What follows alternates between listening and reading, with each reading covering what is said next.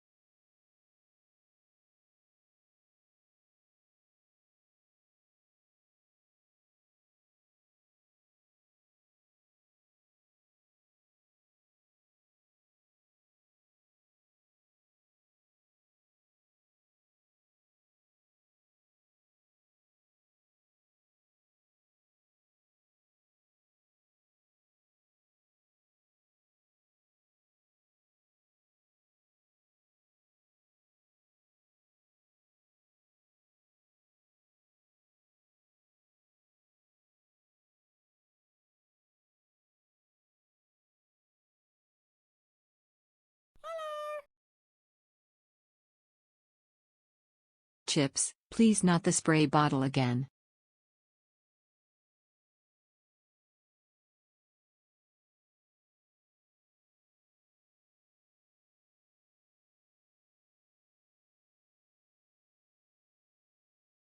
Hello.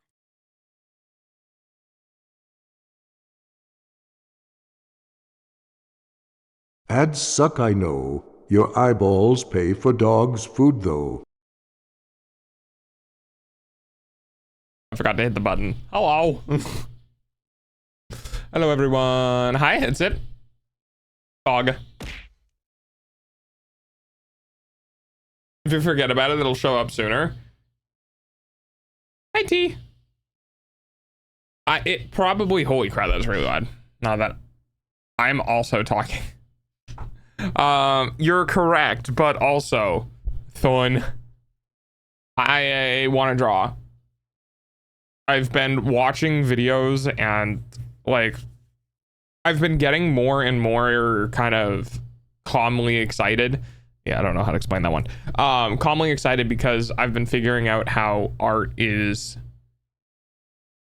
I used to think of art as ruleless, and to a degree it is, but I started being like looking into how rules are and how rules in art work, and I've started getting a lot more comfortable with the idea of drawing because I started understanding different concept of rules. The thing is that there are different rules for different things, so that's why people get into a specific subsection of art, like landscaping or architecture or natural or portraits or like whatever, right? Because there are so many rules even within a subset that it's very hard to branch out.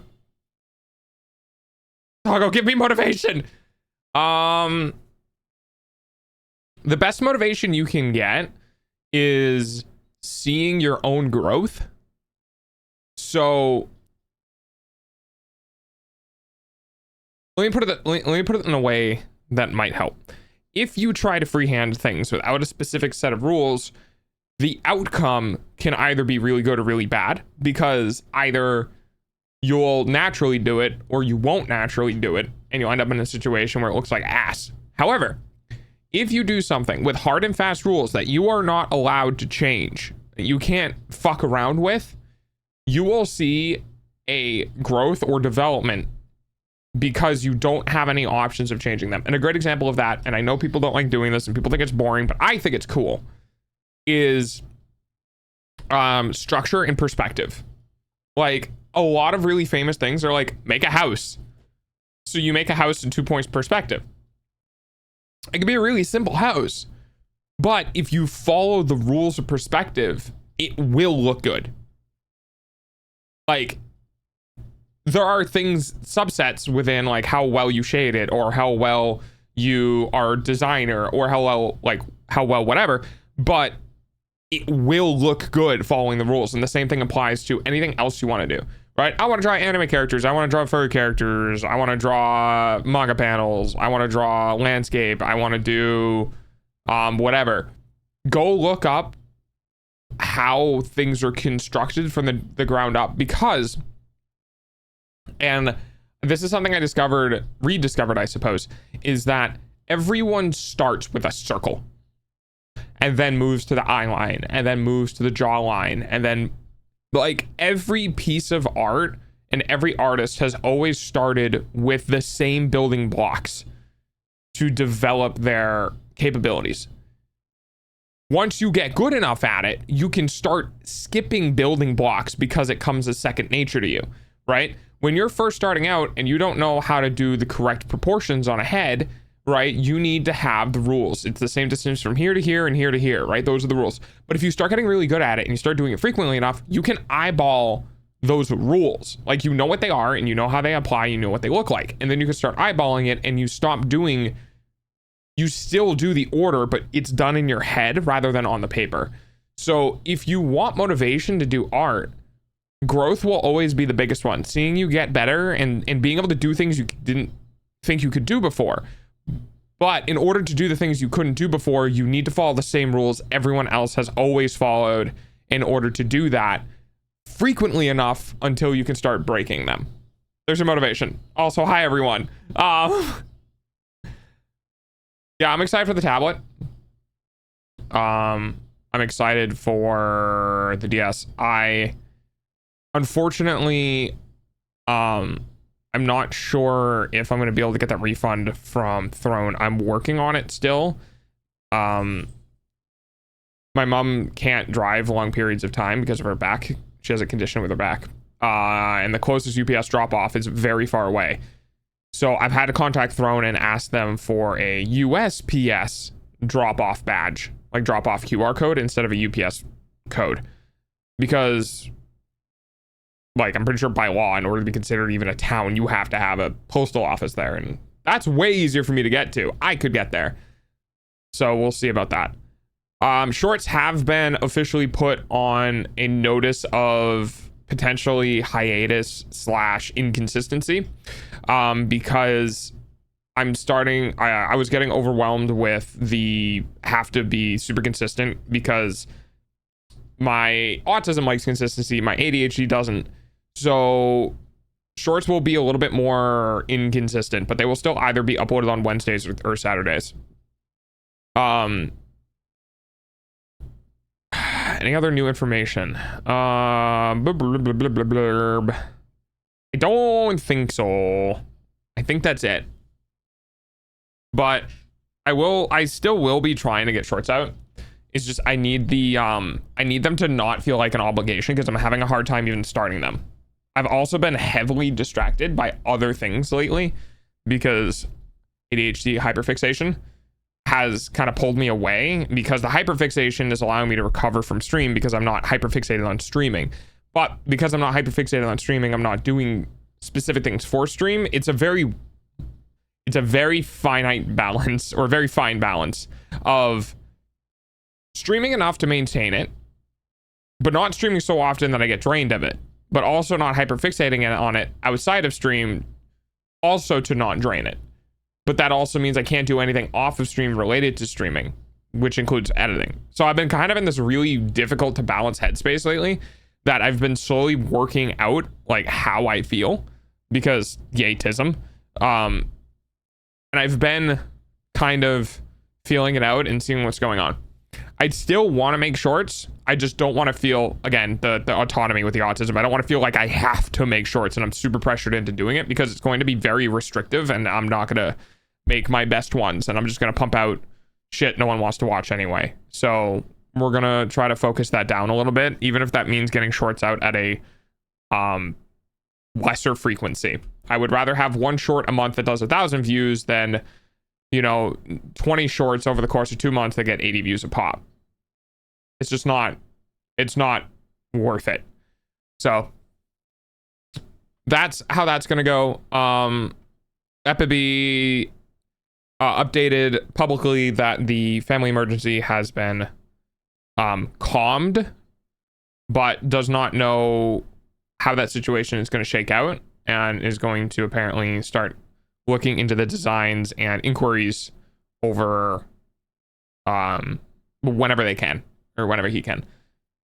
So we're still waiting back on that. I did also contact my ex about getting an updated documentation, or updated document for dealing with the final parts of the housing thing, so I can get the money in from that and get that into my account.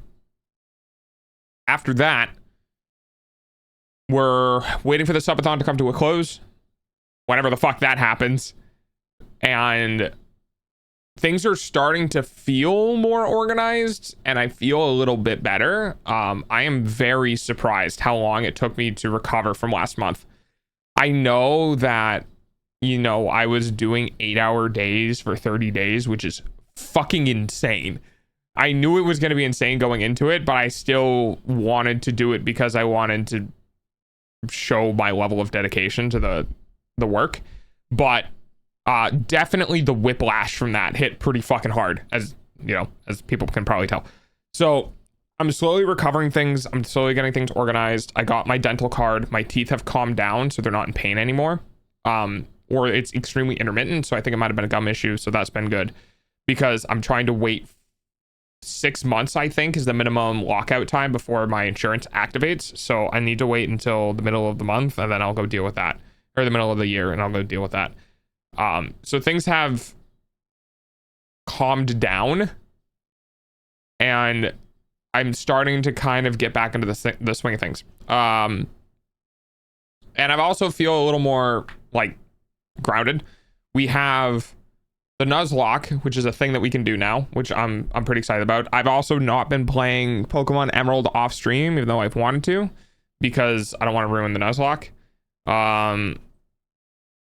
You know, I'm considering what I want to do for streams and a whole bunch of other stuff. So things have been like slowly readjusting to post SUB-A-THON, post big SUB-A-THON. We're still technically in it, obviously, but we're not like in the big chunk, like the everything planned, which has been good. No, hi New Day. So we don't have anything specific today outside of potentially doing something with Very. I have not heard from Very all day. And Very was up at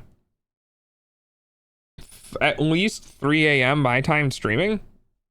So there's a likelihood that we might not get to D&D today. I still wrote everything down and I still have it prepped because it's still cool, but we might not get to it.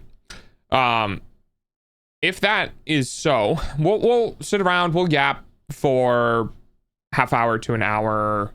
Maybe we'll do some React content, we'll chill out. And then after that, we'll jump into either doing the Nuzlocke or doing the D&D thing. Tomorrow, we will be attempting to go back to our 6-hour streams.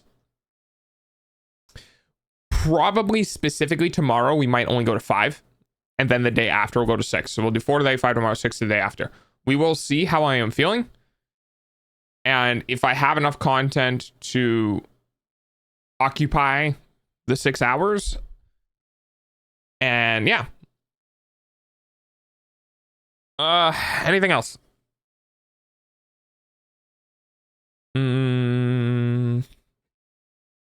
Not particularly.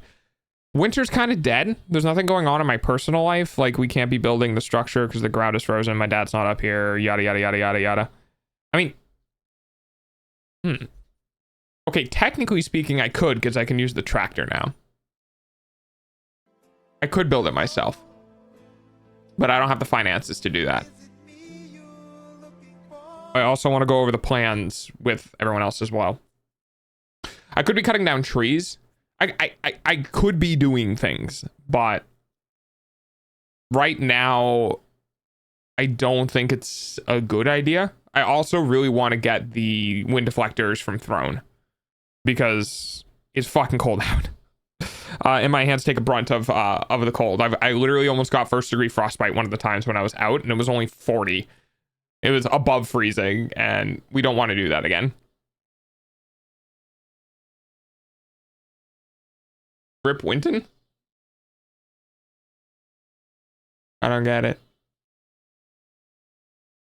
Yeah, I think that's about it.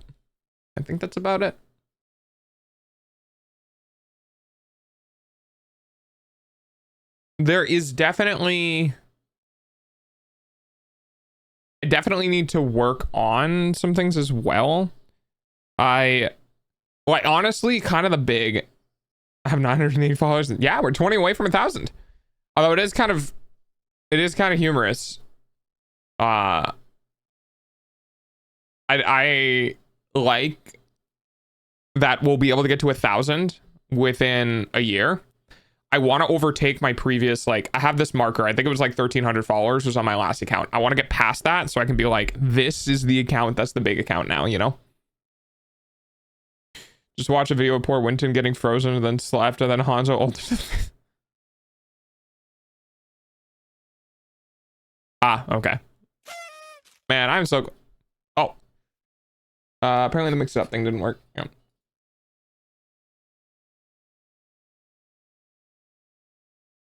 Actually, don't know if that does it. There we go. It's on 60-second cooldown. So yeah, lots of stuff going on.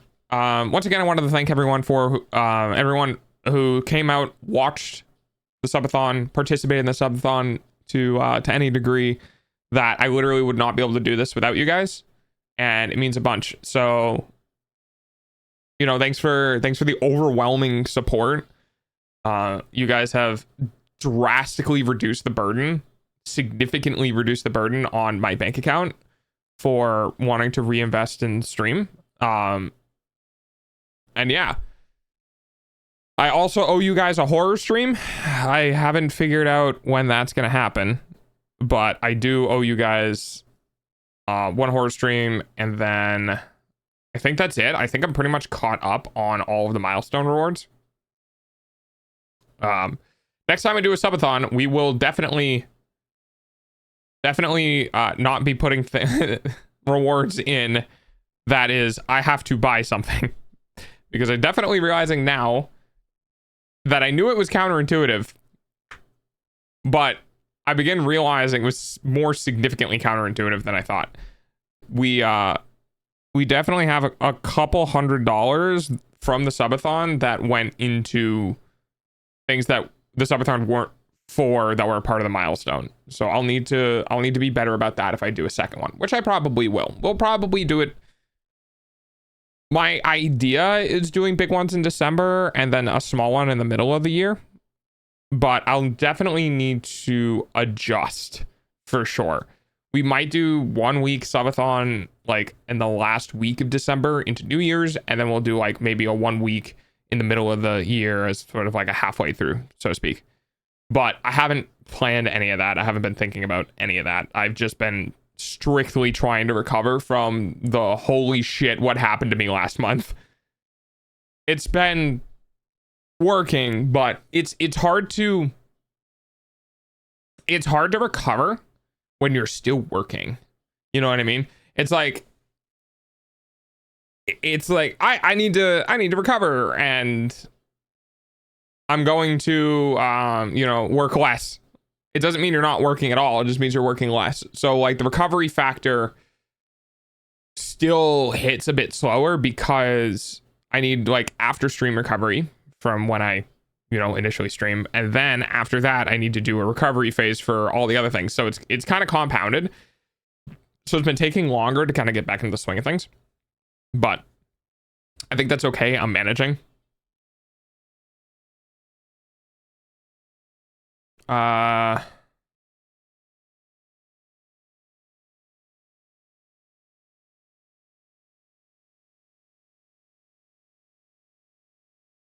Okay.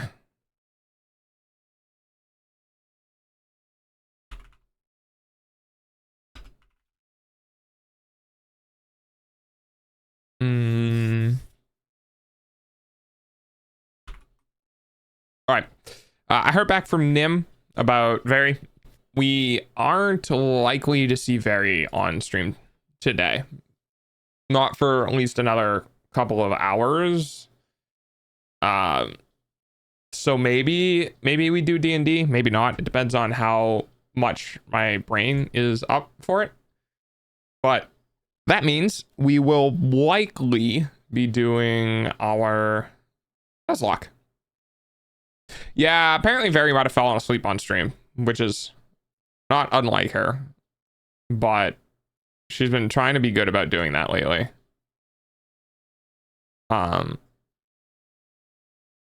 hey, it is what it is. So. Hello. Hi. Oh, hey, Soda.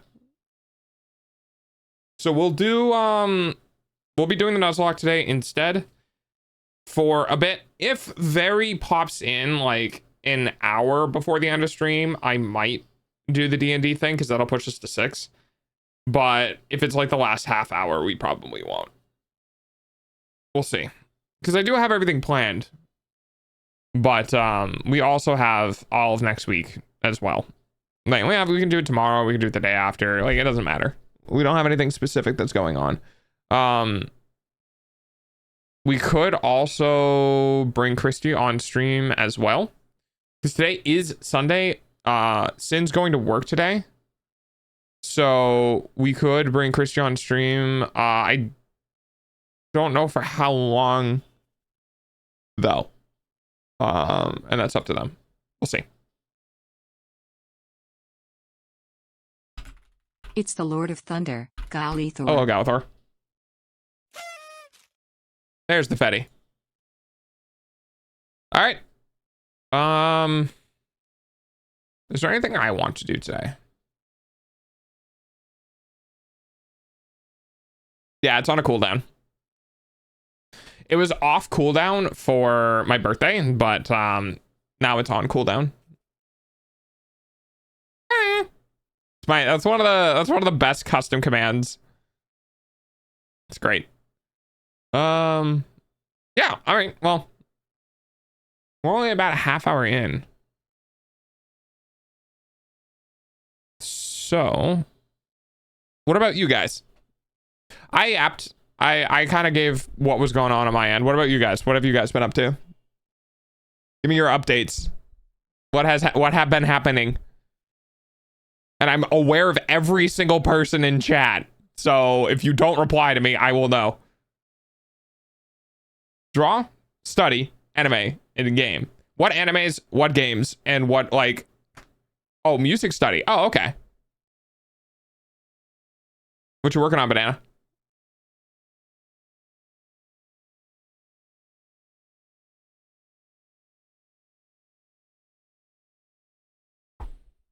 The fucking yandere dog. And I know who's in chat. And if you don't answer me, I'm gonna recognize. Just woke up. Good morning, Spicy. Me asking questions. I love picturing people like when they say I just woke up, they're still in bed and like they're doing like they're laying in bed watching content instead of actually being productive and getting up and going to get food, and they're just gonna rot in bed for an hour. Doctor, food, and games.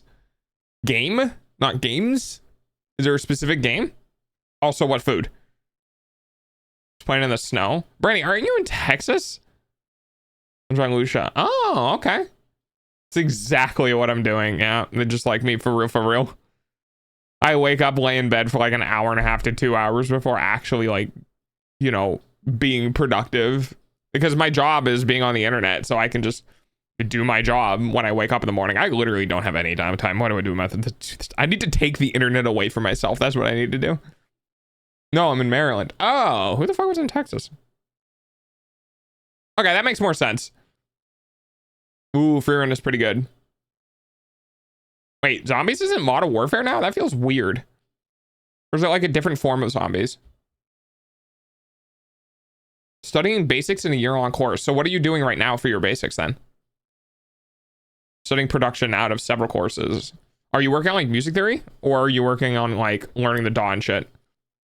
Open world zombie snap. Ew, it's a different form of zombies. Okay, that's what I figured.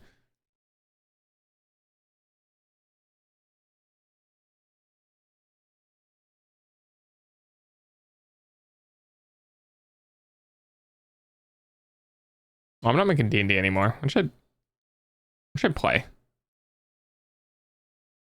Minecraft? Minecraft. Music mixing and mastering for producers, as well as piano and other class.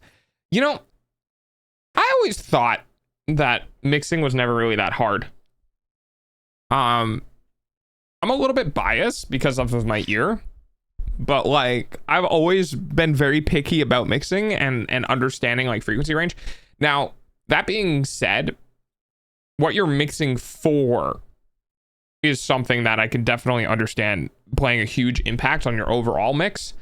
But I've always been very picky about like the guitars are too loud, this isn't panned correctly, I can't hear that, so it's basically not there. Like things that are forward or in the back of the mix and all this other stuff. Like I've always been picky about that, even ever since I was a kid. So I don't know. I wonder like what specifics they get into, you know. For the art, I'm doing figure drawing and studying character styles. Ugh. Styles is such a rough one too. Define technical art. The snow for some reason looks like cotton. Eat it. Yeah, that's fair. It's fair. The master of Pokemon has entered the chat. Hi, Oculus. Hello there. Man, it's so weird to think about like styles, like character styles and stuff like that, because that's something that I definitely like. Imagine creating a new style. You know what I mean? You always see, like, anime always has this quote unquote style, but anime has always been the same as well throughout years and years and years and years and years and years and years. Manga or animations in general, you know, the way that the face structure is and the head structure is, it's all very similar. It's just mainly the things that have been changing are like the eyes, nose, and mouth, but pretty much everything else is still kind of the same. When I'm thinking like character designs, I'm thinking like cartoons. You know? Like cartoons. The styles in different cartoons are vastly different, and I'm just thinking about how human beings just like, I'm gonna make a new style completely different from all of my references and shit. I just being like, I don't know how to do that. Takes a long time to develop something non-mainstream. When it comes to like artistic styles, I believe it. Animation has also vastly improved. Ooh.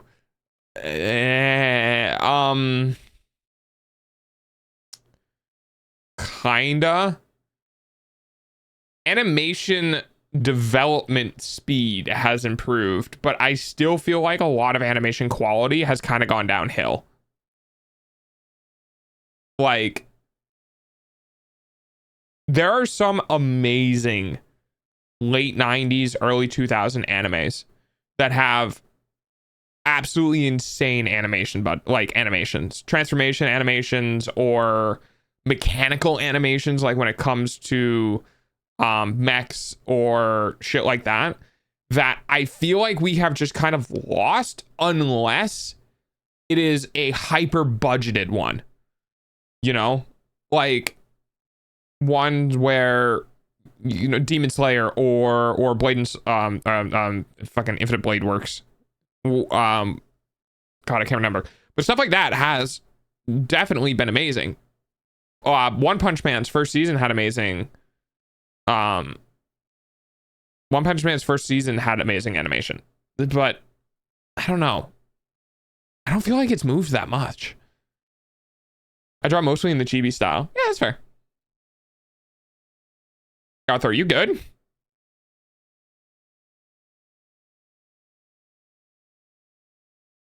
I'll end up combining the traits for my favorite artist. I mean, that's kind of how I've heard styles come out. Like, that's how I've heard people develop styles, where they're like, I used to do this, and I used to do that, and I used to do this, and I just smashed all of them together, and now this is my art, you know? When I watch animes from 5 years ago, I see a big difference.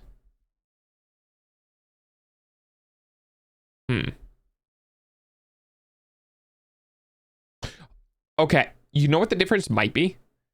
We might just have more anime. You know what I mean? Like, there just might be more anime being produced per season, and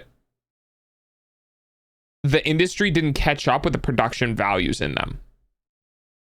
Because I feel like before 2010, like 2005, like between, I want to say 85 and 2005, I feel like anime was a relatively niche and small space that just exploded post 2010.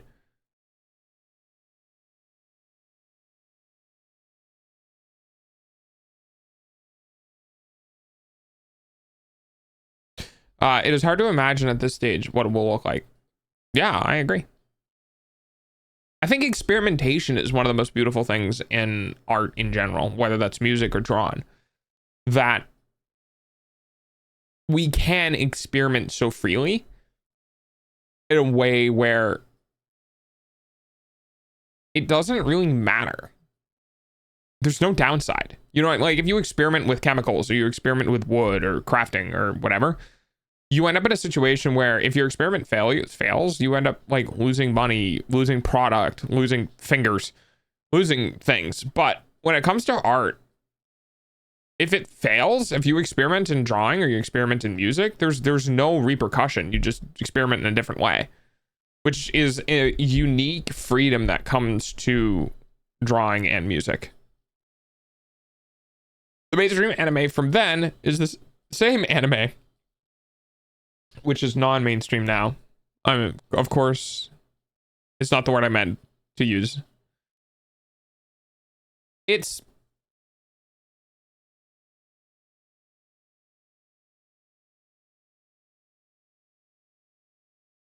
hard because I didn't really watch anime a lot in history.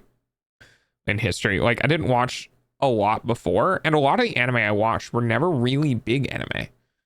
It was all 12 episodes, one season, and we'll never get a second season, you know? How much jokes did you forget your password again?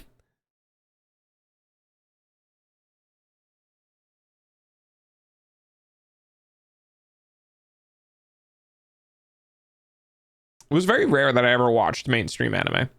Very rare. I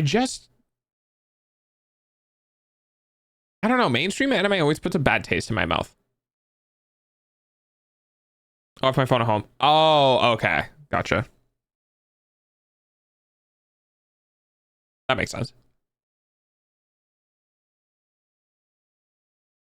That being said, I say that, but I still watch Freerun. You're not an SAO fan? I think SAO was a guilty pleasure of mine, because I watched SAO when it was like literally new that season, and I enjoyed it because I feel like it invoked different emotions that I wasn't used to experiencing from anime. And I've never really been a person who's been hypercritical of like plot development. Never watched Demon Slayer, and I've never watched Attack on Titan, just because they're not my kind of anime. I'm saving Attack on Titan for a rainy day. I've watched Demon Slayer, but I understand because Demon Slayer falls into the same "I'm not strong enough, I'm not strong enough, sad face" emotional event happens. Suddenly I'm strong enough. Like, it's a trope that has been overdone, even if it's good, you know, even if it's actually emotional and it is really good, I still can't get away from it. You know, like, I still can't get away. It feels like everyone post Dragon Ball Z is copying the Super Saiyan transformation just over and over again. I want somebody that has like that moment of like, I can be better, I can be strong through the power of friend, and just gets crushed. And it's like, that doesn't work here. And then, you know, gets punished for it.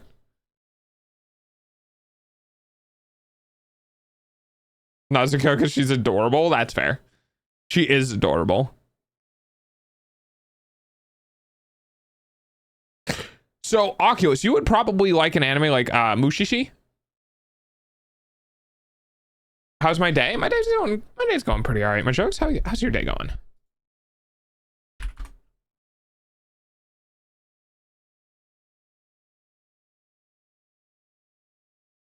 I'm an isekai lover. Have you heard of Mushishi? Isekai also isn't bad.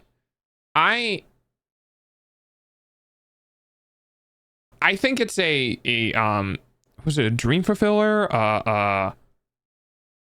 It gives you that hit of taking yourself, like, you can self-insert and be like going to a different world or whatever. I think the only reason why a lot of people like isekai is that maybe it's just the world building around it, or it's the out of placeness of the main character in the world. Like, there is something interesting about having somebody who's different, just on the premise of they never were born there, or they didn't originate from there. But I also think it's kind of a cheap trick or a cheap tactic, instead of having a fantasy world in general where like someone's born differently, and just for the sake of being born differently, they kind of shorthand it and be like, well, you were born in a different world with different information, welcome to here. But it also feeds that fantasy of, what if I took my knowledge from here and brought it over there, and I can make calculators and shit, you know? Hello, motherfucker. The traveling to another world part is the least important part. It's the tropes. What are the tropes then? Oh, that's unfortunate, my jokes. Hi, Oni. Stream's going good. We're just yapping.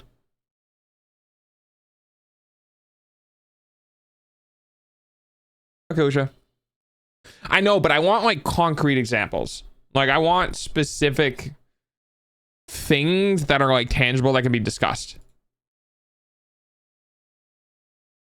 That being said, one of my favorite isekais isn't even like highly rated. I think it's a Frida.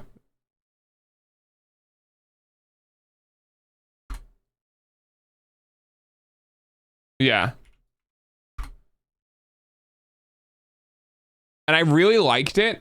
And then it started going downhill once it started going the harem route. And I was just like, man,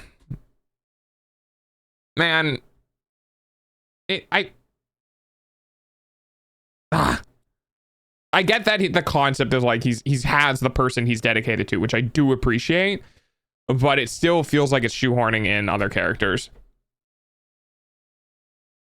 Or Kataga's having full control, like of abilities and stuff. The gold harem anime, yeah. I don't really see romance animes. I'm also a romance anime lover. I'm romance comedy, but not like trash comedy, like silly comedy.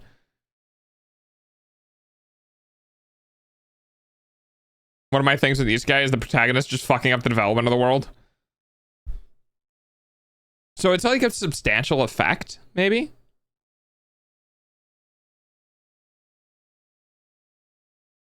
Full control of his life.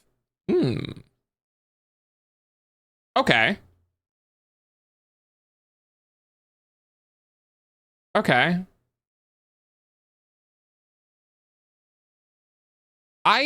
My problem with isekais is I feel like a lot of them move into OPMC character arcs, which isn't anything wrong inherently, but it's oversaturated right now.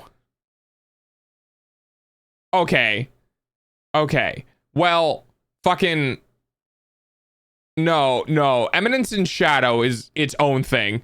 Eminence in Shadow is like doesn't fall into anything. Eminence in Shadow just stands on its own as fucking a complete separate entity, which I do adore. I love Eminence in Shadow. The OP thing doesn't bother me a bit. I feel like oftentimes it's not earned.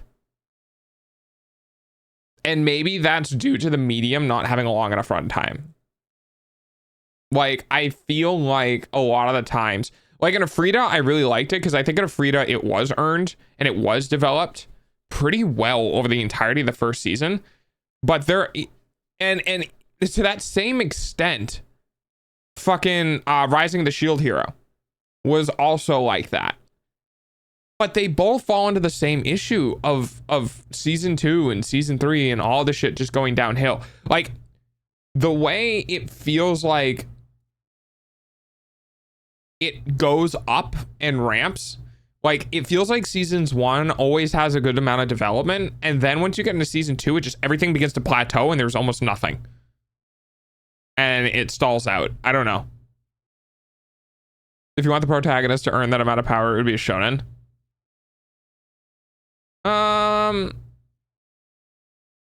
I don't think so. I love Shield Hero, but the anime went bad. Yeah, I really did not care for it after like the second season. I dropped it. And for Maho Tensen, is that right? Hang on.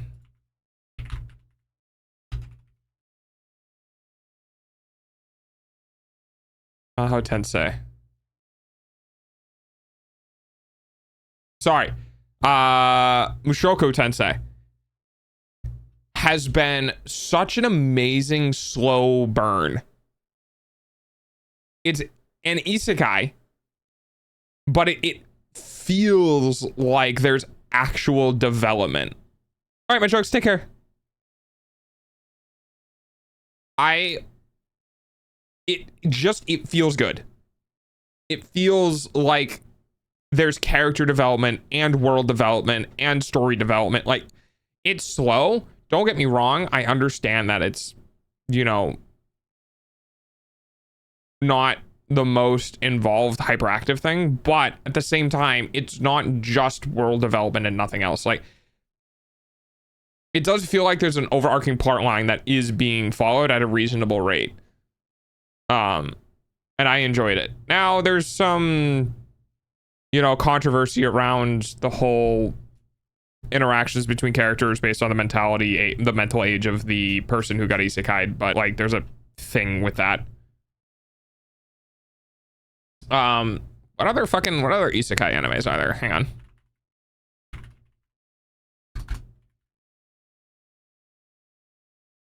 What is it? How not to summon a demon hero?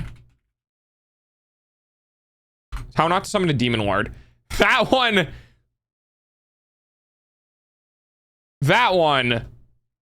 was legitimately like, how not to summon a demon lord is isekai fan service. It is if it was like, I like isekai, and it's just like nonsense, and like isekai and titties, it's like, okay, then this one. Let's see if I know this one. Oh, the Reborn as a Slime. Yeah, that's actually a good one. I really like that one. That's definitely up there. I love the dog, obviously. I am not biased. Shut up. Who classifies as isekai anime? It can be both strictly defined and loosely defined, but the primary premise is that person from one dimension or world goes to another dimension or world in a way where they can't get back most of the time. What is the fucking cover? What the hell is this cover image?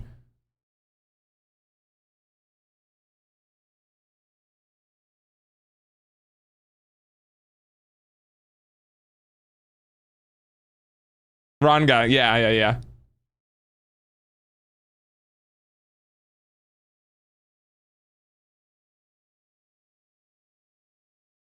That is an insanely suggestive image. That's crazy. Anyway. Here. That's a VIP, everyone. What are Mobius? Dimensional travel stuff? Yeah, kinda. That's a good way of putting it. Oh god, what was that?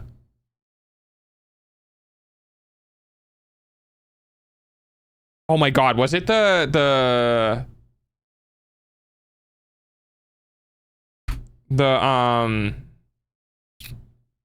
overcautious one?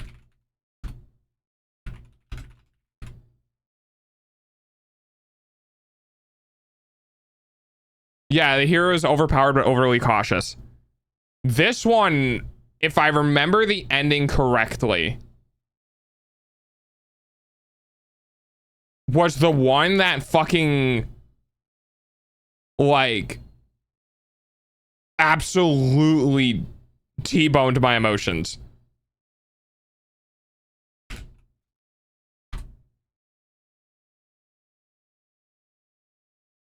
Yeah, it was. Dude, that's what I'm fucking talking about. That's what I'm talking about. Like, that is what we deserve in animes. That's what we deserve.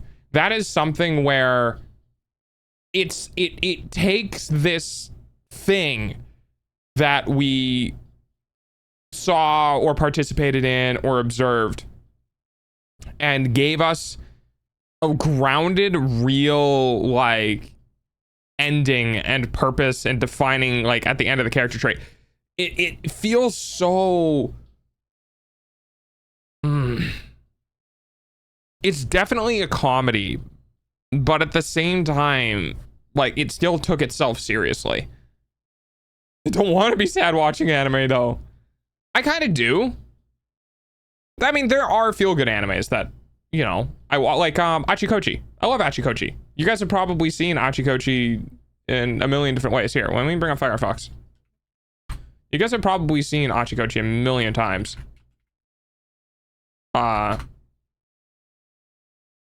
Yeah. This is my this is my feel good anime.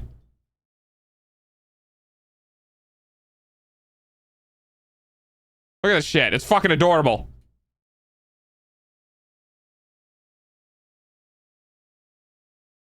Horimiya. Horimiya is also amazing. Horimiya is also amazing. So for those who are not familiar with Horimiya, yeah. What were the fucking let's see if there is. Yeah, there it is. If you've seen the anime, you know exactly what scene this is from, and this is one of the things that made me fall in love with this shit. I loved this scene so much. There's so much character in this anime, and it's really good. Dangers in My Heart as well. Fucking fantastic. I love this anime just because it's finally a romance anime that just focuses on two characters. You know, like I have watched so many romance animes, including Horimiya, where it's just like main characters, here's all the side characters. Main characters, here's all the side characters. Dangers in My Heart is just like explicitly the main characters, and that's what it follows. Place to Place isn't on Crunchyroll.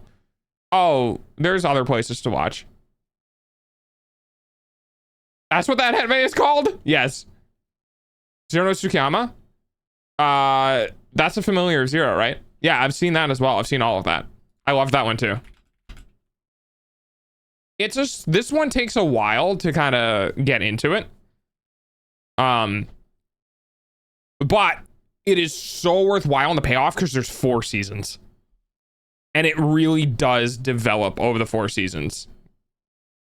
That's a thumbnail. I love the other characters though. I agree. And I think they did the other characters very well.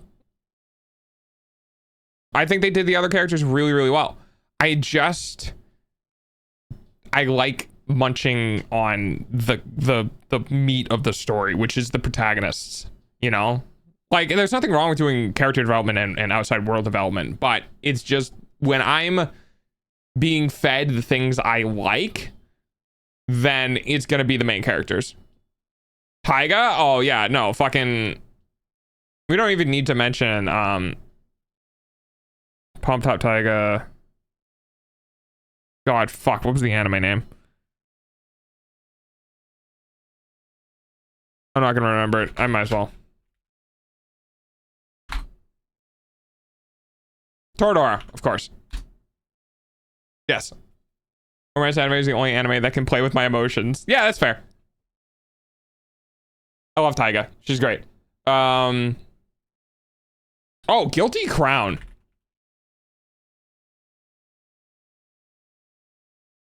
Dude, Guilty Crown feels like... I don't remember this anime, but I remembered I really liked it. I feel like it was somewhat tragic as well. I watched it once and went, I am never watching this again because that was great and I never want to ruin it. Of course, there's always Clanad. I can't watch Clanad. I watched Clanad once over 10 years ago and I will never watch it again because it left such an impression on me that I can't watch it.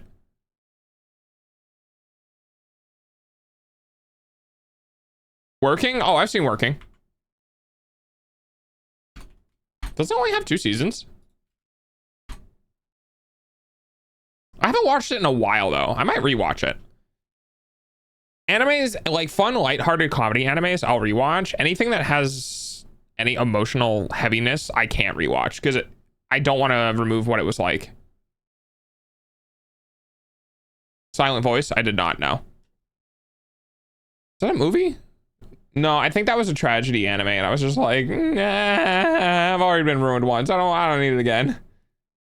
I think that was off the back end of me watching something that was also tragedy. I cried at least 3 times. Yeah, exactly. Let me go ahead and just clean this up. Just in case spoilers pop up in the top, like, recommendation section. My dear friend. Oh, you know what another great one was? Daily Lives of High School Boys. Daily Lives of High School Boys is fucking amazing. This anime is actually legitimately what real high school kids are like. Anohana? Yeah. If you ever get sick and tired if you ever get sick and tired of anime characters in high school being too well developed for being 16 years old, you will love this anime. It's so fucking good, dude. It's so good. It's so good.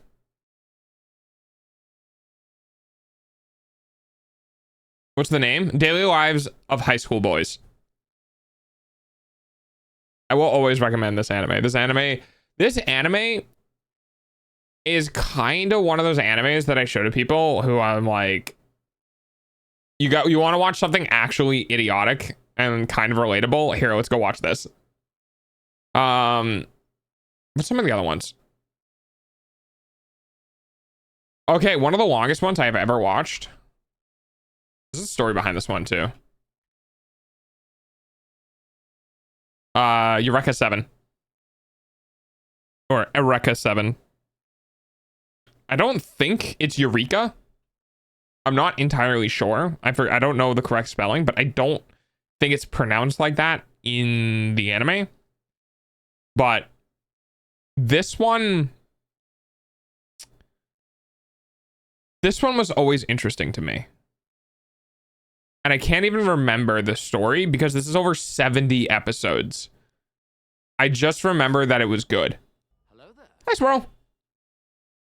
And have you guys ever had a dream?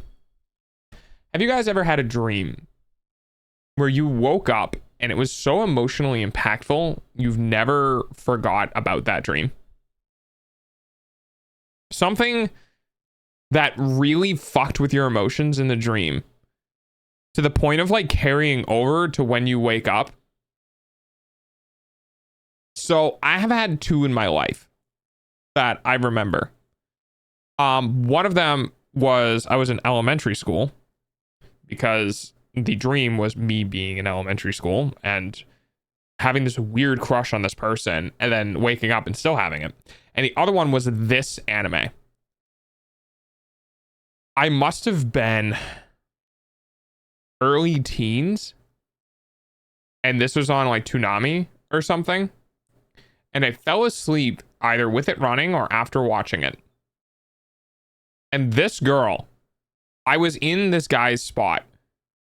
I was in this kid's spot, and I was in the room working on something, and she showed up, and dude, the amount of like head over heels in love with this chick I was in the dream for dogs early payment was using your eyeballs. Insane. Was insane. I've had other dreams now that I'm recalling the events. Was actually insane. And it was so aggressive and so like core shaking that I woke up and was like, I need to watch that anime now. But it wasn't finished, I don't think. Or I didn't know how to watch it. And then like years and years and years and years and years later, I remember that dream and I remember the anime name because it was so ingrained in my head. And I finally watched all of it, all like 70 to 80 episodes. So this particular anime is really weird because I remember a specific dream sequence I had involving the main female lead. And yeah. Me having dreams about one of the people I placed all of my love in, which I've had that too. I had a different dream where I fell in love with a person in my dream and they got captured by someone. And I went on a very destructive rampage in the facility and just fucking annihilated everything. It was terrible. I killed people with scissors in my dream, not IRL. Yeah, I literally had a pair of scissors and I was going around. I don't want to go into detail in case it's against Twitch TOS, but it was bad. It was really, really bad. I still have a latent minor fear of giant monster worms coming out of the toilet to eat me when I'm in the shower. Does that count? No? Kinda. I had such a vivid dream that dinosaurs came and destroyed my house when I was like 3, and its entire childhood. For my entire childhood and a bit of my adolescence, I was terrified of dinosaurs. God damn. That's crazy. That's John Wick. In that moment, it was nasty. I was highly emotional. I have dreams like that, still do. It was mainly me chasing after them when they told me they loved me, and then would run away from me when they professed it and having to search for them for years. Yeah. I guess that's true, Mobius. I guess that's true. But yeah, I have forever memories of dreams that I've had that have like elicited an extremely aggressive emotional response in the dream. I blew up that facility. So I remember the turning point. I probably talked about this on stream before, and I probably will talk about it again. There was a specific turning point in my childhood when I became aware of dreams. Like, there was a very specific point when I became self-reflective enough that I managed to accidentally self-reflect in a dream and realize it wasn't reality. What's the topic? Oh, we're just talking about dreams now. We were talking about anime, but and the couple of dreams after that, I learned how to fly. One of the times I've woken up sobbing from dreams, right? It's crazy. Yeah, I had a dream when I was very, very, very young. I'm talking like probably initial double digits, like 10 or 11 or younger, where I was taught for the very first time how to fly in my dreams by American Dragon Jake Long. That was the person who taught me how to fly. And for months and months and months afterwards, I kept trying to recreate it and recreate it and recreate it. And then for the rest of my time after that, I've always been able to fly my dreams. Like, it's been a form of locomotion that I don't even think about anymore. I'll just float around. I'll float through a bus, or I'll float up to a rooftop, or I'll like whatever. It had become second nature to me that the mobility in my dreams is just another form of flight, permanently, forever. And I've had dreams where like I've gotten emotional like that, realized I'm in a dream, and then just went completely ballistic. like I'm talking Thanos snapping spells into existence and destroying like 4-inch thick steel walls and shit. Like, it gets crazy. I've had giant dreams from time to time where I will unalive people, then wake up believing it's true, having to hide myself from everything until I realize it was a dream. I've never had that. I've had dreams where I didn't want to be there anymore because like shit was happening and I knew I could wake up, except I would wake up into another dream and then again and again. I was 5 layers deep, by the way. I was 5 layers deep. I woke up in my own dream 4 times. It was really getting unnerving. Oh, thank you for the follow. It was really getting unnerving. Oh god, that was terrible. That was really bad. Yeah. I don't have dreams anymore after I got my dog bite on my face under my eye. Yeah, my dreams have become significantly more infrequent. I think because I'm just not getting as good of sleep. I dream a lot more when I actually get good sleep, which, based on my mental state, is relatively rare. I've had a dream one time, and a month later, exactly how it happened, exactly how I dreamt it. Deja vu is real. It's weird as fuck. Yeah, it is weird. I had something similar happen when my dad brought home a dirt bike and it was in pieces. And I had a dream that, Because the agreement was if I read 1,000 pages or 10 100-page books, my dad would get me a dirt bike. Ads And I was suck, on the middle I of know. that. Your eyeballs And- pay for dogs' food, though. Oh, TikTok. Right, TikTok is back now, and it's the ads that were breaking the bot. That's right. So the TikTok API is back. All right, anyway. The manual, yeah. I once woke up really pissed off because I kept waking up in other dreams, yeah. Yeah. I've had one. Oh, you want to know a really weird one? When you have a dream and it implants memories of a different dream and you wake up realizing that the memories it implanted never happened and you've never dreamt that. And they're just like, what the fuck is happening? The TikTok API is back? Yeah, because TikTok is unbanned for now because Trump took office or something.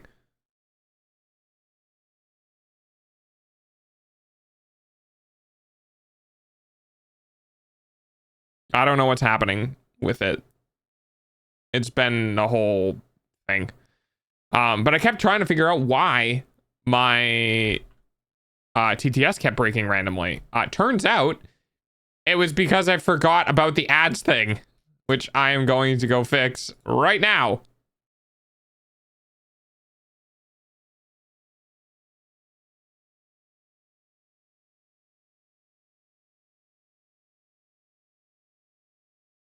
There we go. All right. They unbanned it a few hours ago. Yeah.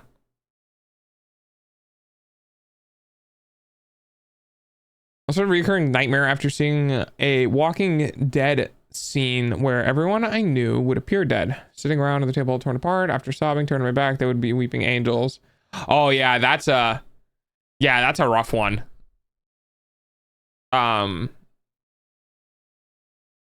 I don't have nightmares anymore. Not like things like that. Because in my dreams, I have basically done mutually assured destruction. Like anything that comes after me, attacks me from behind, anything that like tries to kill me or break me, I basically vow to take them down with me. Like if something like that was to happen, I would turn around and also murder the undead back. Like everyone and everything in my dreams has to treat like me on like an omnipotent god, because I've gotten to the point where if anything happens, I'm just extremely retaliatory in my dreams, and that has solved basically all of my nightmares. I have not had probably more than 2 or 3 nightmares in the last decade. Hi, mates. I just don't have nightmares anymore. Oh no, the nightmares I have now are about me getting crushed by black holes and struck by lightning and tornadoes and hurricanes and you know, abstract things that I can't control. The worst one was when I got exploded by the nuclear bomb. That sucked. But yeah, anime.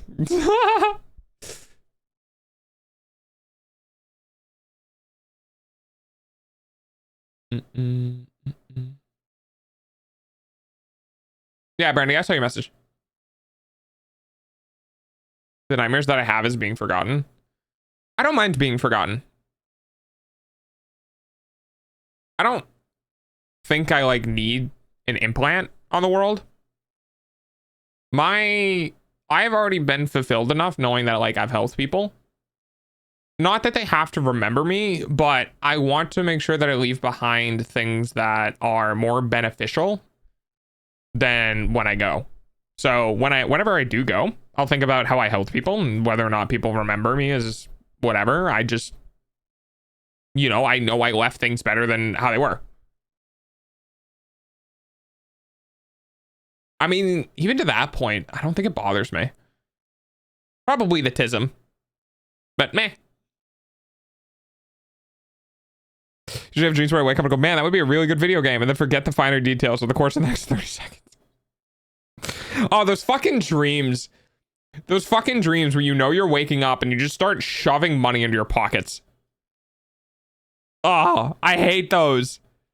Because every single time in those dreams where I'm like, I won the lottery, and you start putting money in your pocket because you start waking up, every single time, right? There's a fine line when you're doing it right before you wake up, where your conscious thoughts, like your conscious frontal lobe wakes up and you're like, ah, fuck. And then you wake up. I hate that. Do you ever wake up in the middle of the night because you feel like you're falling? Do I wake up? No. Do I have the sensation of falling, like as I'm falling asleep? Yes, I've had that happen before where my whole body does like a knee-jerk thing. So fun thing about that is that's actually, there's a very, very, very, very, very fine line in falling asleep where you begin to dream, but you haven't lost your motor controls and your instincts in reality. And that fine line is where shit like that happens. So for instance, you will be dreaming, but still be slightly awake. And what I mean by dreaming is that you are no longer consciously pursuing a direction of thought. The thoughts are now coming to you naturally, just like a dream would. They just kind of flow based on what makes sense. So you're not actually consciously thinking anymore in a leading sort of way or a forefrontal lobe sort of way. It's just your mind is playing the movie, so to speak. And there's a like a very small gap, like a very like 2-minute big gap where the process of your motor cortex and all of like the active part of your brain begins to, you know, kind of shut down, and you move into a full sleep as your body goes into the shutdown process. However, if you have something in that dreamlike state where you fall or you dodge or you move in a very hyper aggressive manner, it will link and it will happen IRL. So like some people will talk about like, I fell off a cliff and I twitched in real life. I've slipped on ice and I've tripped in real life. It's also like I said, dodging. Like if something's coming at you really fast in the dream and like you go to move and dodge quickly, it'll link up and it'll happen IRL. I think my potentialism is wanting to be remembered. I would get hyper fixated on that. Yeah, for me, I'm like, I kind of feel like I'm not a main character.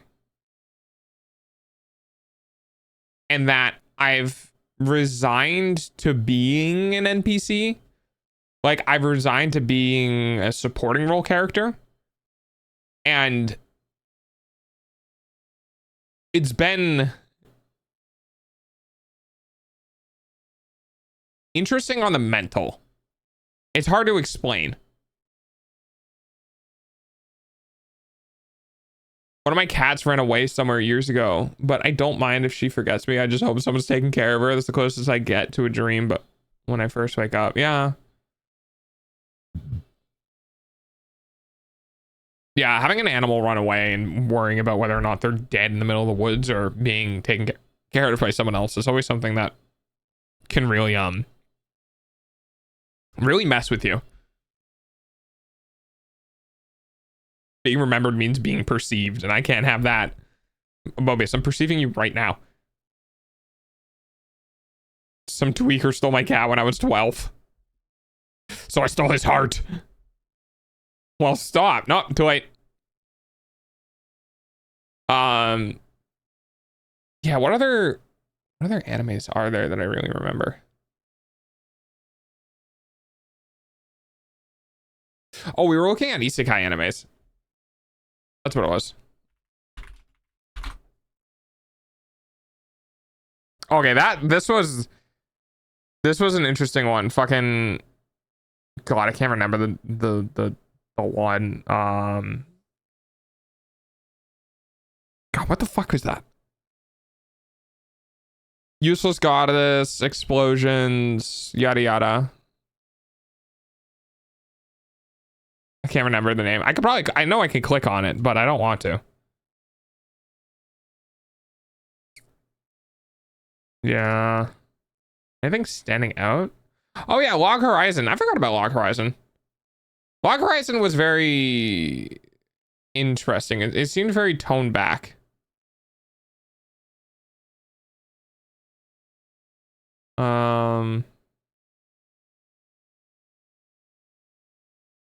God, all of these are just like thumbnails. Gate was pretty good, but Gate wasn't really isekai. It kind of was, but also kind of not. Oh, true. Dragon Maid is reverse isekai, which is kind of funny.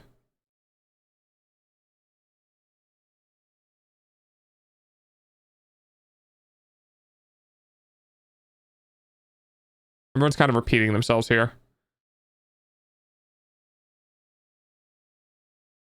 Dude talks with Delta 2025. Yeah, it happens sometimes. It happens sometimes. I have no idea how we got onto anime. How the fuck did we get onto anime? Oh, I was asking what chat was doing. That's right. That's right. And then we started talking about watching anime. I have not actually seen any anime this season. Does anyone have any like specific anime they've seen like this year that stands out to them? Because there was definitely some romance anime that I watched, I think not last year, but I think the year before that was pretty good. I just don't have time to, well, I mean, I would have time after this stream. Maybe I should do that. Maybe I should pick up an anime and watch it after stream tonight. I just fucking binge watch an entire season. I'll try to find maybe something from last year that I didn't see and binge watch it.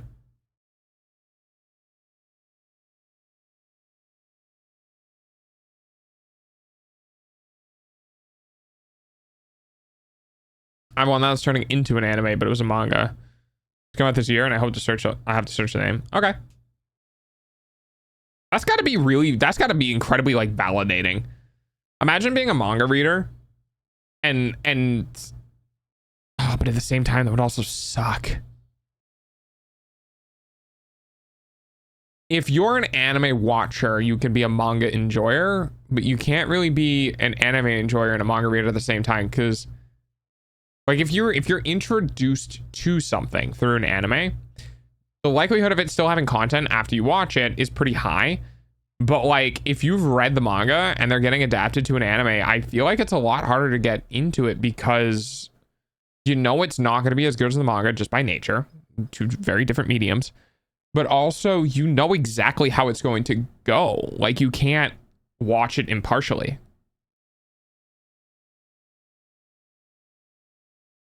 Yeah, that would kind of suck. Huh.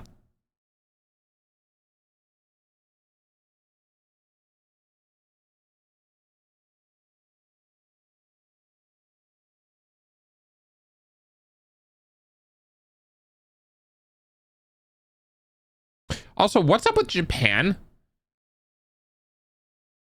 ReZero starting life in another world has some long episodes. What is up with Japan and being like C rank, B rank, A rank, S rank, double S rank, and triple S rank? Like, where does that come from?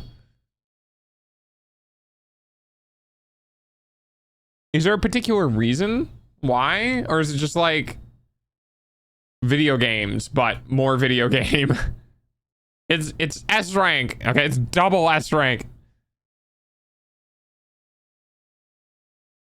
Yeah, like the time of the book in movies. When you read a book and your brain envisions it and you're happy with it, and then someone makes the movies and doesn't include certain things in the books, you're just not happy with the film adaptation. Yeah, exactly. Whereas like if you saw the film adaptation, you'd be like, wow, that was really good. And then you read the book and you're like, wow, that was a lot better. They're like their rankings. I feel like there's got to be like a reason behind it. Also, does Dr. Stone count as an isekai? Can you...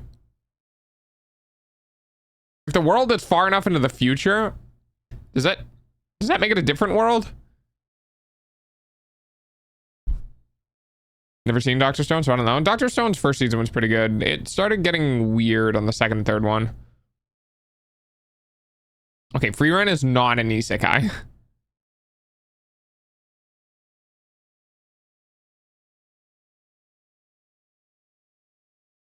Also, does anyone else feel like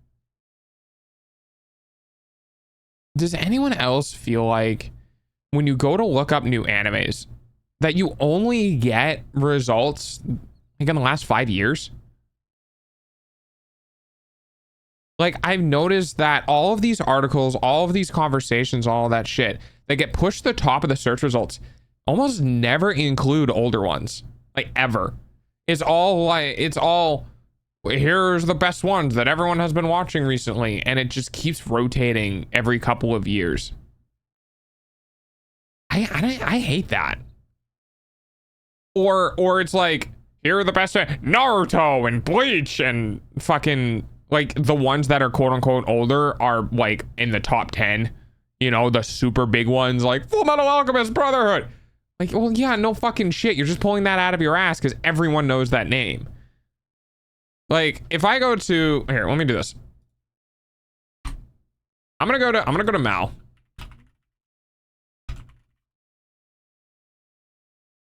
Welcome back, Brady. I'm gonna go to Mal. We're gonna punch this up.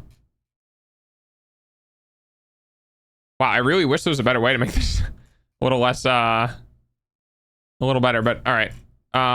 So number 1 right now by a fucking country mile is Free Run, which is fine. Sungate, Gintama, Hunter x Hunter, Bleach, Fruits Basket, Clanad. More Killed Geese, more Gintama, Violet Evergarden. Oh, hey, wow, the Dangers in My Heart made it up into 37. Jesus. Told you it was good. So if we go to like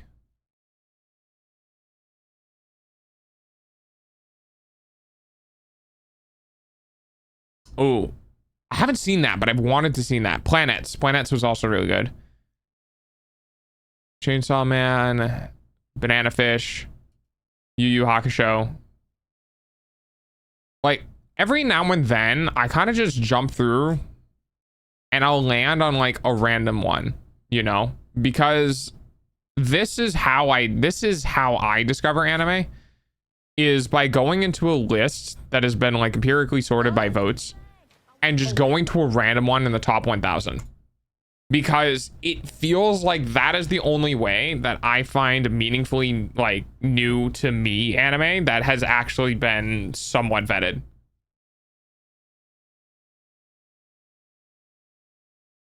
Free Run at the top, as it should be. Yeah, exactly. Jujutsu Kaisen is so mid. I dropped JJK. I watched, I think, season 1 of it, and it just didn't grab me. I don't know, like it was there and stuff was happening and all that sort of stuff, but for some reason, like when I stopped watching it, I was kind of like, so was there a point to the story? Am I missing something? Am I like, am I missing background information? Hi, Minnie. I love JJK. I don't know. It's just, when I left JJK, it felt very abstract to me. I don't know what it was, but I don't remember anything about it. Season 2 has so much lore.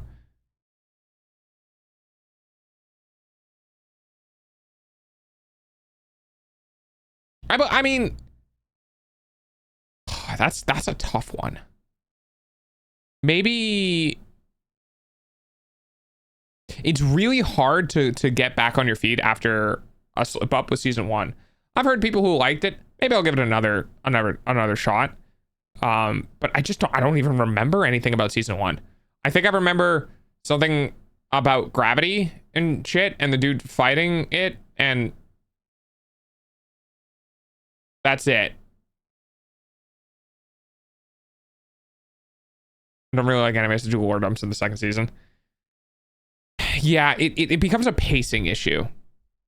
And to that point, that is something that has been a serious problem in the quote-unquote new age of anime. They don't know how to pace anime because fucking production companies aren't giving creators an accurate representation of what they should expect. Because it was Horimiya. Horimiya is a fantastic example of a company going, it might work, but we're not giving you a budget past 12 episodes.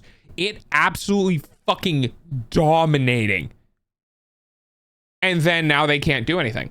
Why can't they do anything? Because they've already done it all. Like, they did the story. And now the executives are like, well, we want a season 2 now. We want more episodes. We want to keep milking it. Like, and I'm like, dude, there's nothing left. I was like, well, we'll do a second season, except we'll call it like pieces, and all of the episodes will be kind of like in between episodes of the story. And it's like, dude, are you fucking kidding me? So you were completely out of touch with how much people were going to enjoy this. You were completely unknowledgeable about how many correct episodes to give it. And now that it did well, you want to go back in with it and try to re-get all of the things and redo all of the things and get more money from it because it did well, instead of giving them 24 episodes in the first place. That is a prime example of what has been bothering me in this fucking industry for like the last 8 to 10 years. Is A, we get a banger first season to establish a foothold in the market for the anime, and then the second season, third season, whatever, just completely fucking plummets in quality because they got the foothold and now they're going to try to milk it. Which is becoming very prominent. Like, people are very much noticing that. One Punch Man, Rise of the Shield Hero, fucking Darling in the Franxx, etc., all have this issue. Or we get an anime that absolutely fucking nails it, but has 12 episodes and no more because the production studio executives didn't want to give an allowance to it because it was an unknown. We don't know how well this is going to do. We don't want to give you a bunch of money for this.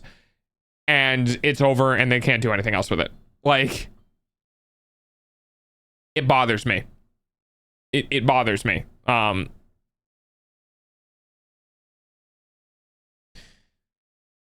get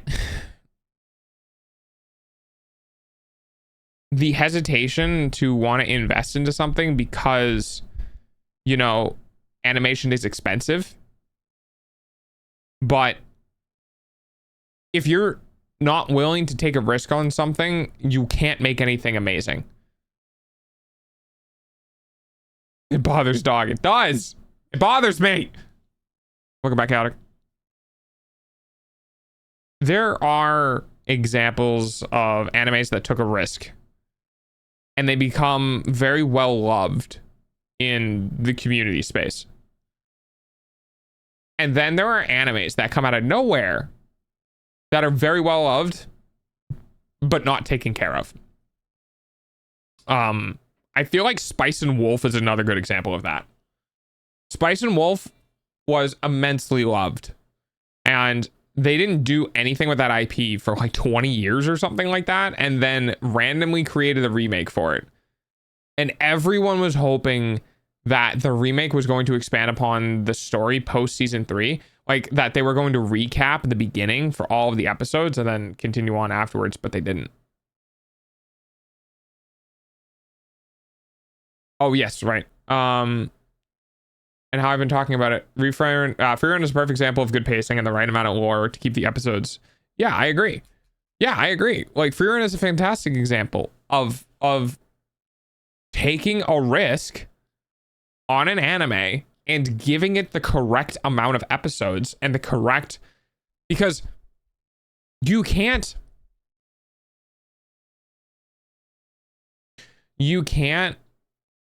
tell people to make something in 12 episodes and then give them 12 more episodes and expect things to go well, because the first time you did that, they constrained a lot of the story into the first 12 episodes. But if you go to somebody and be like, we're giving you 28 episodes, then they can actually plan the correct pacing through the entirety of the 28 episodes and nail it.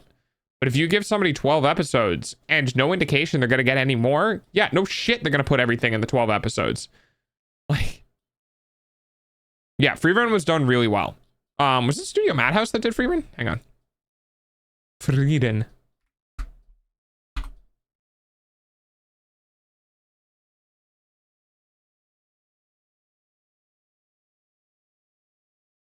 Yep, it was Studio Madhouse.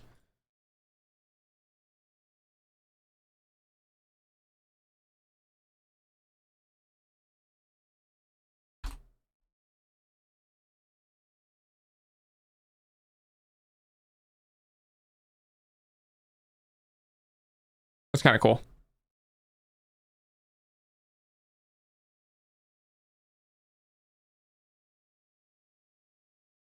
You know what's funny? The amount of people who leave negative reviews over Freerun, just, it screams to me like the people who are raised or brought up in like an older, more new aged anime style. I don't know. Also the anime about making food in the dungeon. That's a super like neat concept. 12 episode seasons in animes are so I don't have the time to understand what's going on. Some can do it kind of well, but I still feel like you end up having this problem of the first 3 episodes going over all of the background and all of the history and all of the story and all of that sort of shit. And then after the first 3 episodes, you're like, holy shit, we're moving fast. We're like, yeah, we're chugging along. Look at all this lore and shit. You get to episode like 4 or 5 and it just fucking screeches to a halt. And then it's like, here's the story for this anime. And then they kind of like do a little bit of shit. And then you get up to like episodes 11, 10, 11, 12. And then it's just like, then all the way to the end. It's like, dude, what is happening? I've had numerous animes do that, where the first couple of episodes are screaming fast. And then it just grinds to a halt for like 8 more episodes and then flies again at the very end. It's like, Jesus Christ.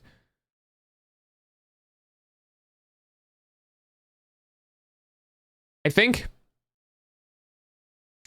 the reason why is because of money. And I don't mean because it's cheaper to do 12 episodes. I mean, we're getting a shit ton of anime because companies, publishers, book publishers, we're getting a shit ton of animes because book publishers want more anime on the air so they can make more money from manga sales. That's like the big one. Because no one's buying anime. That's not what makes money, which is fortunate, but no one's buying it, you know, not unless you're paying for a service, right? Unless you're paying for the Crunchyroll or whatever. No one's buying anime. People buy books, people buy mangas, people buy merchandise, right? That's the shit that makes the money. So if you can't merchandise or franchise the anime, then you're not making more. Thanks, Mobius. These people just like in the middle of me talking, just like take a super love.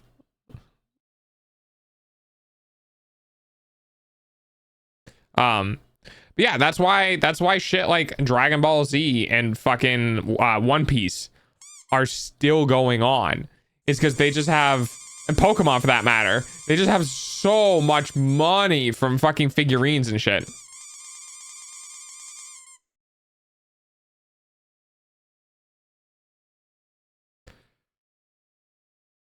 Ugh.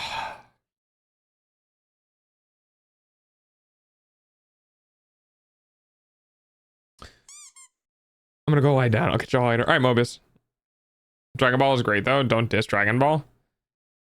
Is it though? Like, is it empirically good from a like story standpoint? Is it empirically good? Like I get liking it. But if you sit down and you break it all down to what it is, what it represents and how it progresses, is it actually a good story? Is it actually a like good animation quality? You know, is it actually like real character development? Not really. And I kind of find this funny. Dragon Ball is a punchy slice of life. That's how I view Dragon Ball. It's a slice of life anime where people hit things. And it just feels like it's run its course. Like it feels like Dragon Ball, the characters in the series have run their course. And as an outside looking in, I just don't care about Goku anymore. I don't care about Gohan. I don't care about Chi-Chi. Like we've seen the stories. We've seen so many of their stories over and over again, but we won't get anyone new because they won't make anyone new. Yes. Yes, Lucia. Yes. I agree. From OG Dragon Ball to the end of Z is where I feel like the story kind of concluded. We were really pushing it with the Buu Saga. Like, we were really pushing it with the Buu Saga. Cell was good, but after we got through the Buu arc, I was just like, eh. Because I think my big problem with it is honestly the amount of just like on Earth shit. Like, I feel like if we went to play Planet Piccolo, did the thing with Frieza, came back, did the thing with Cell, and then left the planet again to a different planet and did a thing with Buu, I'd be more okay with it. But that being said, Z is where it should have ended. It should have ended at the end of Z. You can keep the Dragon Ball like intellectual property and continue to work in the Dragon Ball world, but move on from the characters. And we won't get that because it doesn't make money. The amount of Goku figurines that are out there, or the amount of merchandise from the orange gi, like, there's so much money in Dragon Ball that they're just going to keep milking the franchise until it's dry. We saw that with Super, right? We saw that with GT. We know that that's what they're doing. And now Akira Toriyama is dead. Do you think they're going to be like, okay, GG, the original author is done, and, you know, we should respect his work and we should shut it all down and end all of this money that we're making? Fuck no. No, they're just going to get somebody else on to keep writing the books, or to just write exclusively for the show. And to a degree, it could get better. It could get better. They could change it. They could migrate it. They could change developments and shit like that. Or it could get a lot worse. But they're not going to let their fucking cash cow go. And that destroys art for me. That destroys art for me. Don't think Dragon Ball will be making more animation with Toriyama dead. I think just like Stan Lee dying, they're still going to. Because it's too much money. Can something take the place of Dragon Ball? Yeah. Absolutely. Can something take the place of Pokemon? Yeah, absolutely. But it needs to be merchandisable. It needs to be able to sell figures, right? Why do you think fucking big titty harem animes are so popular? Because everyone buys the $200 to $300 vinyl figures where they can take off their clothing and look up their skirts and shit. I'm sorry, guys, but there is a huge economy of lonely, horny men that prey on that fucking industries prey on, especially in Japan. That's why there's so much of it. It's either lonely, horny men, or like, no, I don't want to put those two things in the same sentence. But yeah. Nice throw. Oh.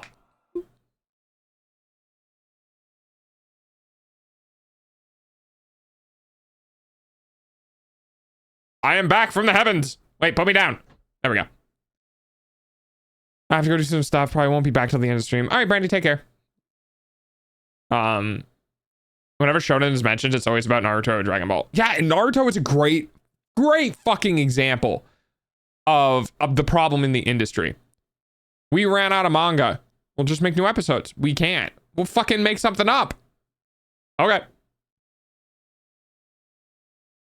There are some animes that literally do not progress because there's not enough source material, and they have to wait for like source material to be developed from the original author. I think one of those might have been the Magical Apprenticeship. The is it not Kelty? Fucking what's his name?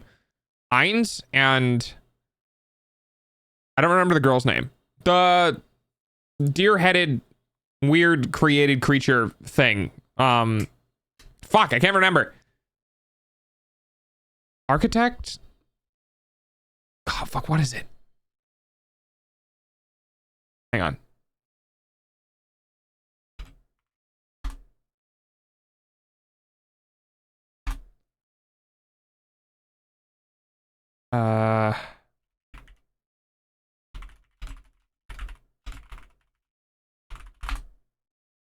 It's fucking... Yeah, here we go. I can't remember the fucking name. The name. I got nothing on the name. Where is it? Oh. Ancient Magnus Bride. There we go. Jesus Christ. Chisei Nines. Ancient Magnus Bride was fantastic. I loved the first season of it. The second season has had its pitfalls, but Ancient Magnus Bride has been something that I've always looked at. I kind of, whenever people ask me, they're like, if you're an anime character, what anime character are you? And I'm like, I'm that dude. It's like, you're a weird boneheaded horned creature, and it's like, no, yes, but no. The concept of not like being able to recognize kind of your own emotions, how you feel about things, your importance in the world, your own development, how to interact, and only having like this weird understanding of like your base level of purpose and shit. Like, I don't know, it's just something about that character speaks to me. I love Fairy Tail, but my god, that shit is long. Yeah, I haven't watched Fairy Tail. I would be Fern. I think for me, I needed to watch a lot before I could feel like I am identified in some way in anime.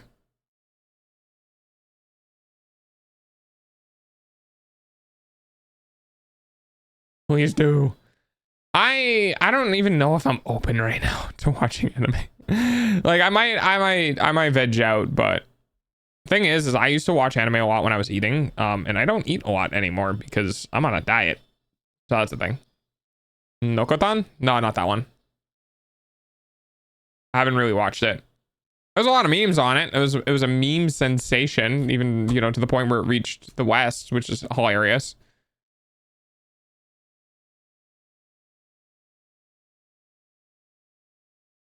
Oh yeah, that one anime where the dude was eating the fruit and became super buff and dated that orc. No, yeah, orc gold. Pink orc golem thing. God, fuck, I can't even remember the name of it. Wait, why does this look familiar? Ormia, Snow White with red hair.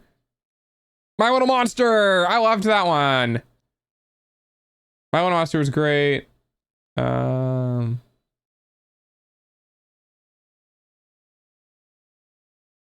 no, wait, this one's different. Kimi no Todoroki. Oh yeah, no, that one's different. When you get to Nuzlocke, I will be doing things for a little bit. 3. Okay.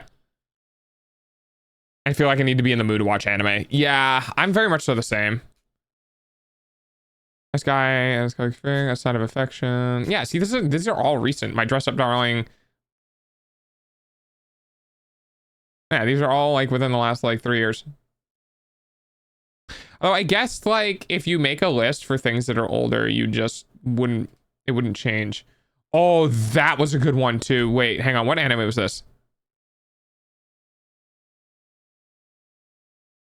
The Sacrificial Princess. Has anyone else seen this one?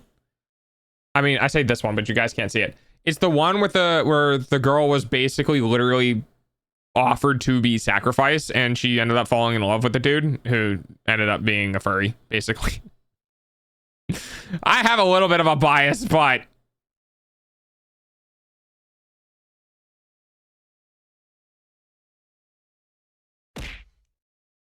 oh, shut up. It was a good one. And then there was one that everyone was watching about the girl who was level 999 or something like that. Like my boyfriend is level 99 or 999 or something. Where she ended up going after a character who was really, really good at video games. And she didn't know that. And like everyone knew that. The guy was kind of a nerd.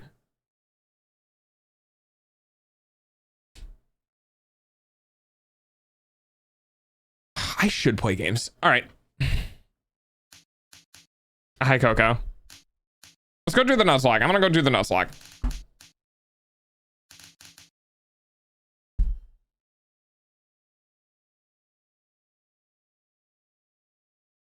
All right.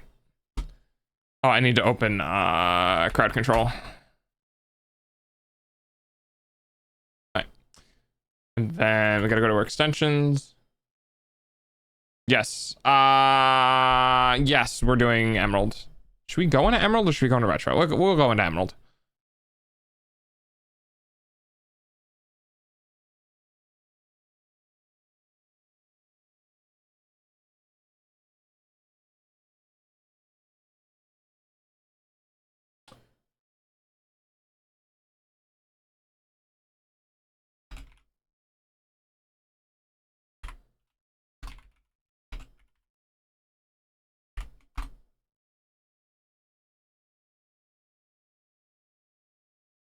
Okay.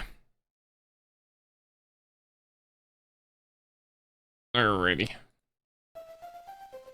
And I had to get this, right?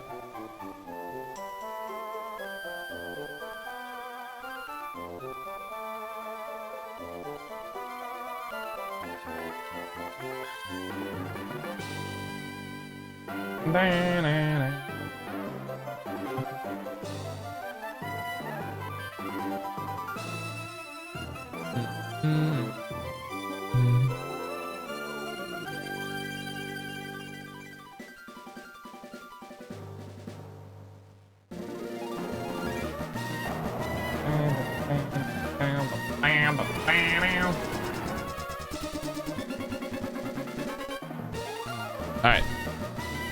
Good.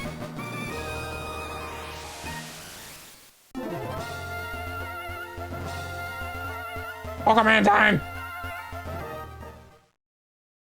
All right, where were we?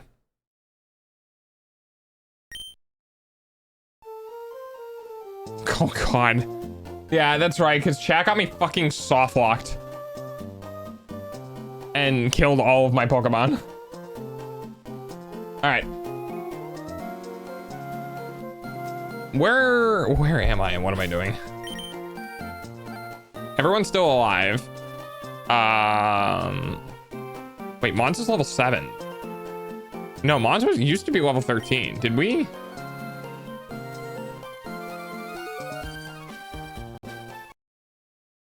Code state.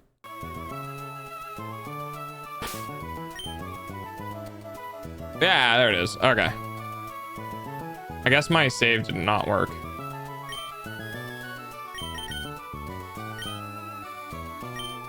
Okay. We'll save now then.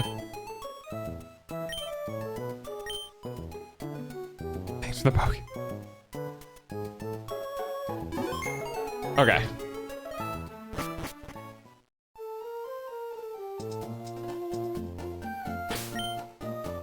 Oop, that's not what I wanted.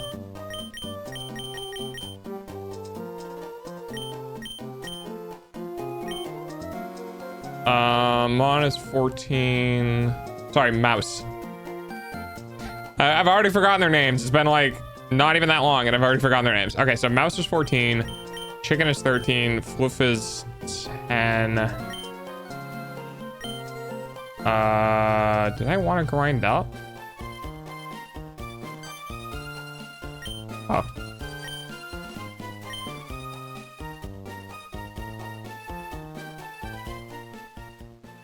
There we go. Hey, thanks for the good update on the pin there. Nice.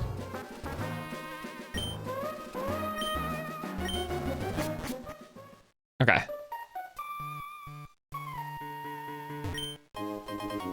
Yeah, I got a Pokeball.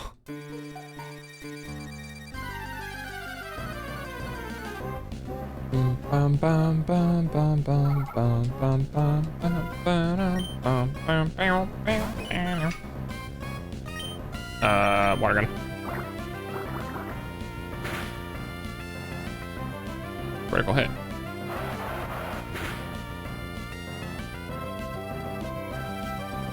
I forget what Uproar even does. I know it's got a secondary effect. 15, let's go! Oh, yeah, so close.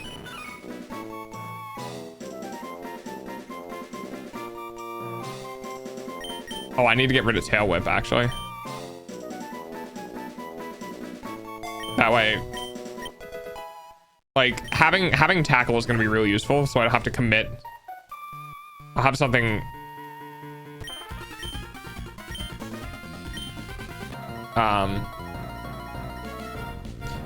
The rollout combo with thing is good. But I need something that's not water gun. My brain stopped working. I hit your tail. No, it's there.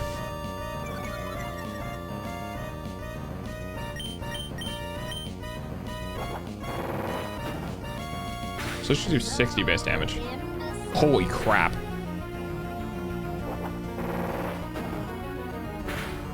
Hi, Other Lucky, how are you? I also go Zaki.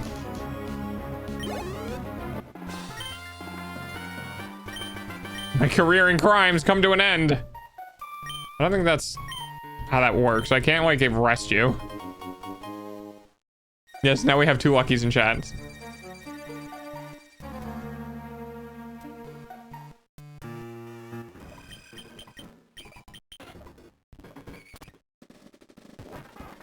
So I'm fast forwarding because we're about to get to a part where it takes forever to progress. Here we go.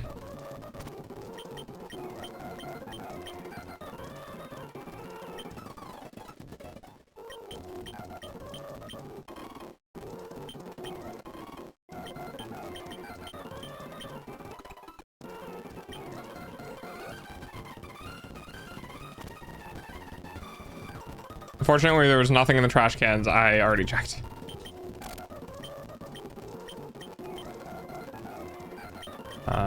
Pokenav, Match Call, what's his face?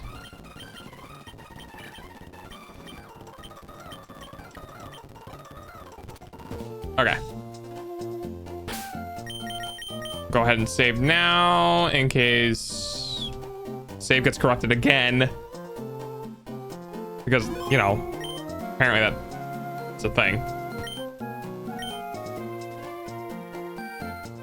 Okay. I could fight my rival right now, but let's see. I got, who did I get?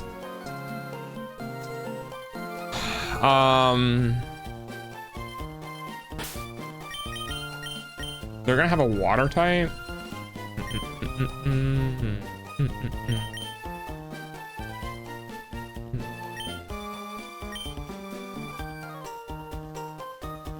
Some more trainers.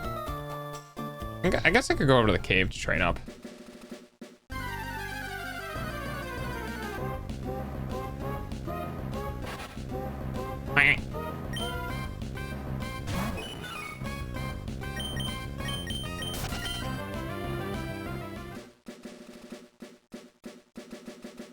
Whee!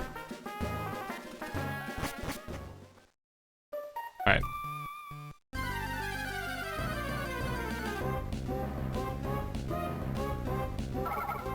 I don't like that I can't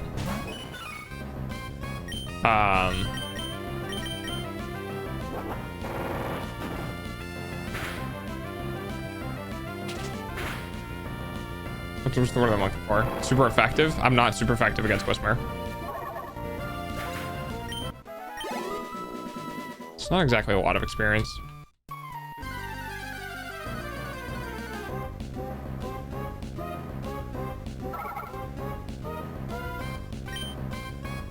What is rock? I'm not part rock. I wonder if water gun is stronger because of stab. Nope. It is not. All right. Well, that's not what I meant to do. Oh, it killed it. All right, cool. See what's deeper in this cave. Yeah, there's a rock smash that I can't get past. Okay.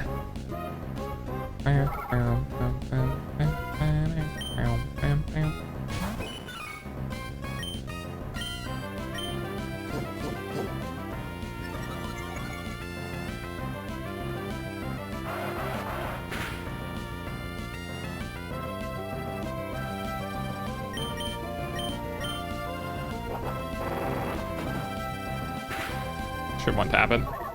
Okay. Well, it does work. That's good to know.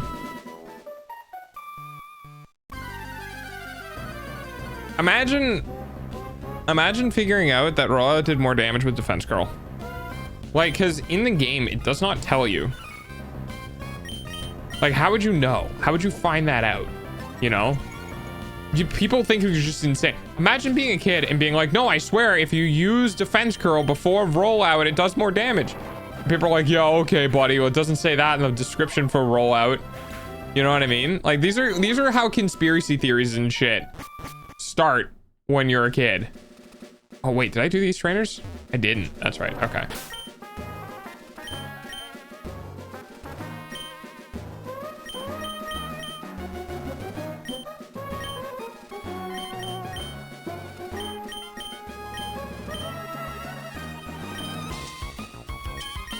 I'm gonna work because I'm close to VIP. Okay.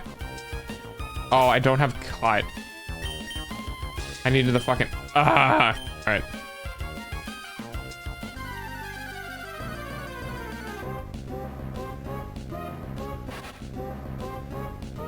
What if rock does... What if rock does damage against bug? Or you can just miss. I throw a rock at a bug. Is it super effective? I have a 90% chance to hit, and I fail twice in a row.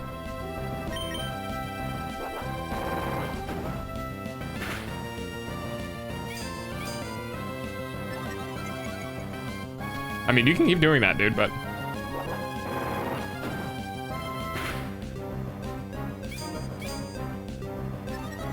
It's not gonna help, my guy.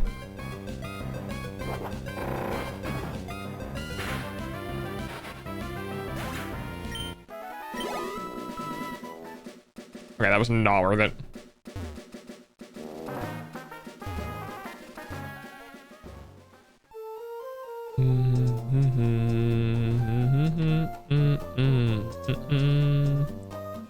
I need to grab Slothy dude. It's almost time for Dog's early payment using your eyeballs. I don't like that he just fucking stands there and stares at me. I don't like this at all.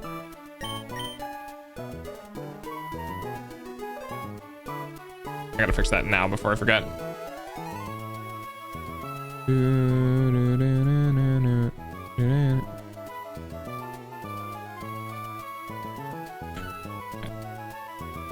All right, Slothy boy.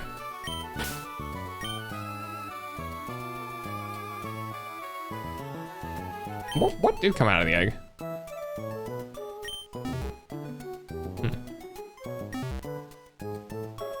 Oh well. I don't remember what came out of the eggy. I know it wasn't good. Oh, I probably should have.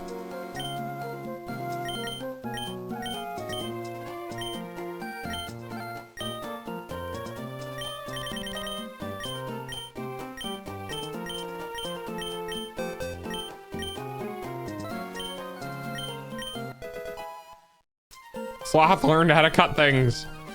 It's gonna take a fucking year and a half, but hey, we can do it now.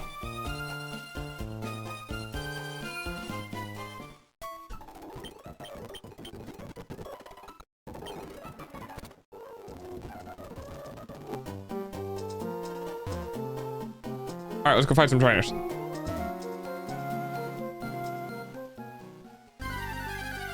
I walked one step, you fuck.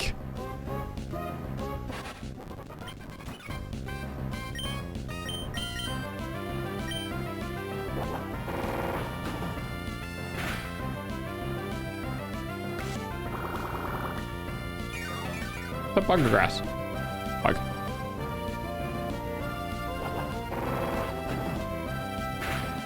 Committed to this rollout.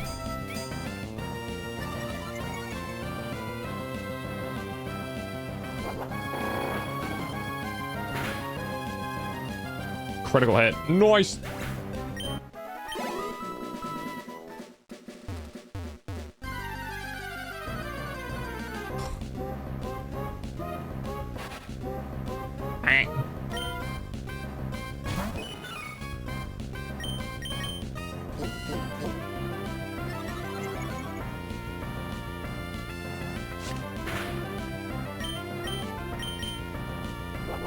Goodbye, small bug thing.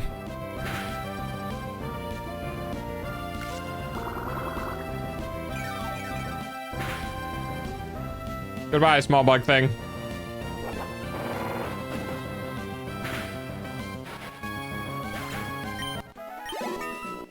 Yay, level 16. Big HP bump. 2 steps, why are there so many?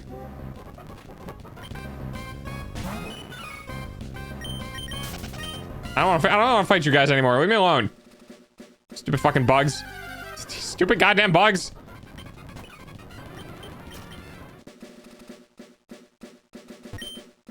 All right.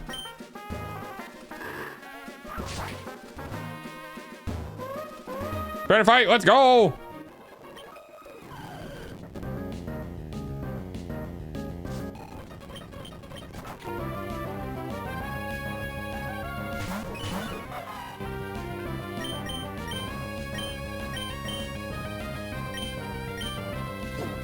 I think that's the one that knows sand attack. I want to get rid of that.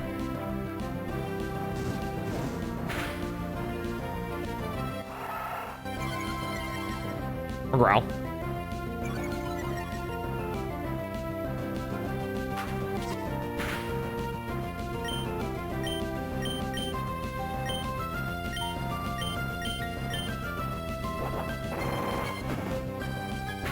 Yeah, you dead.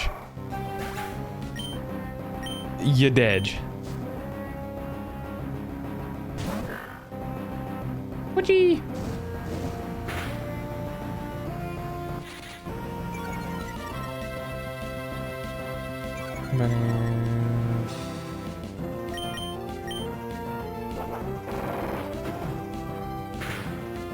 Goodbye. Goodbye, dog.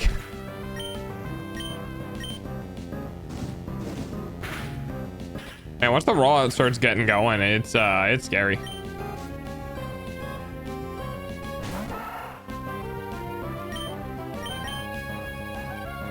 Ah. Yeah, that's fair.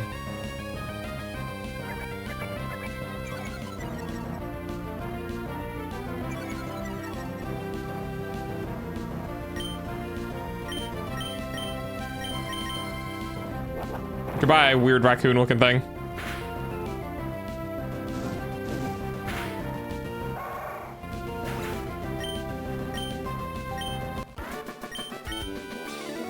Yay! Oh, baby, say it isn't so. I got $3,200. Let's go.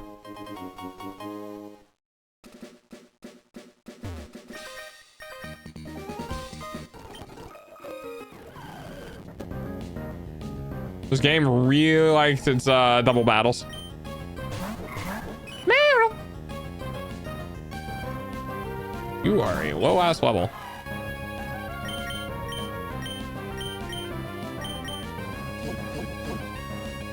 Is Ralph's gonna know like confusion or something?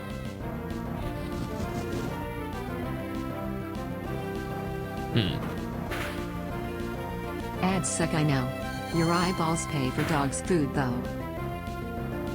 Your eyeballs pay for dog's food, though.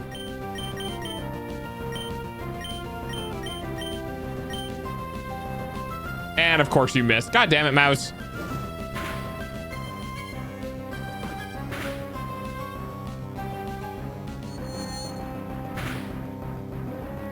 Crit. Oh, and it's confused.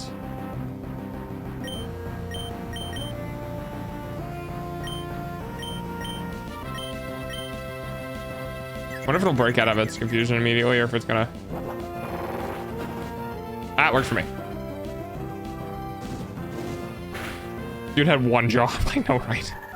Mouse, you turn into a ball and hit things. Hey, chicken grew up.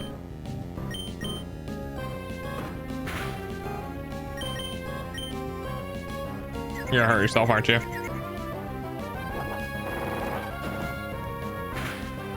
Okay, then.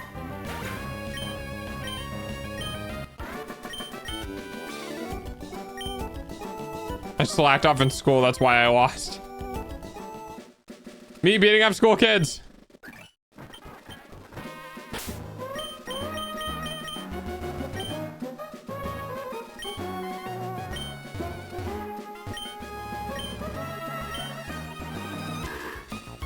Hey, Brana, they deserve it. You're right. They instigated it.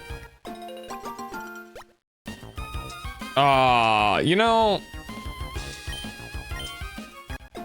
And there was 2 other things that were here. Just not here anymore.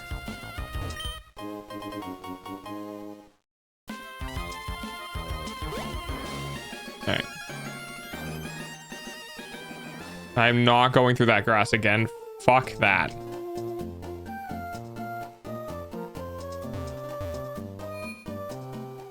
My day's been good. How's your day again?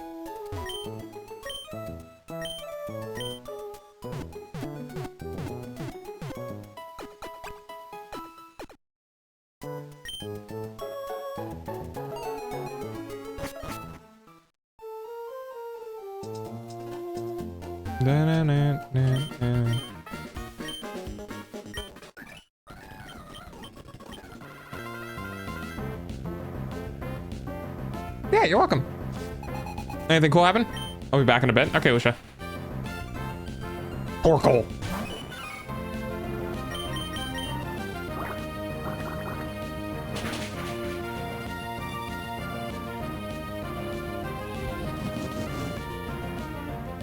Speed, attack, defense. Okay, that makes sense. He's moving slower, but hitting harder.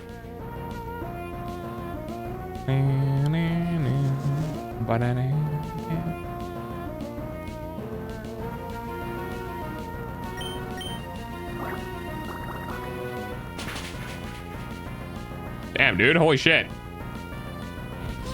A new haircut yesterday, and I'm a new... Oh, okay, nice. You like your haircut? Or do you think it could be better?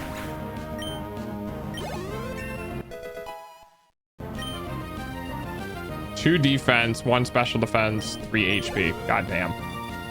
Nice. Let's go. Well, that's good.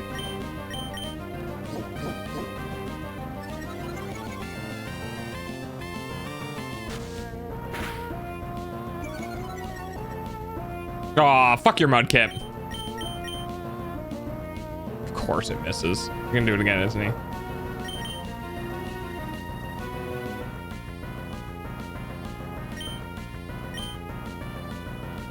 Wow, I just missing everything, huh?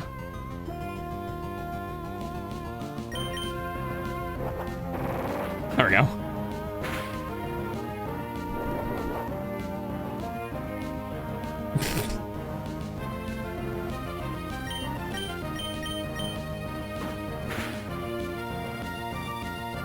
This is gonna do tackle.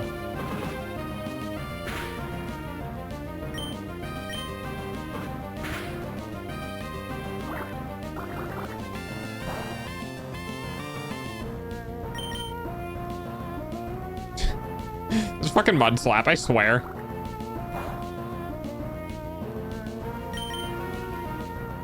Oh, it was 1 mud slap. What do you mean? I've missed 6 times from 1 accuracy stat lower? Jesus Christ. I'm mad they took Love is War off Hulu. There's plenty of other wink wink nudge nudge sites that you can watch that on.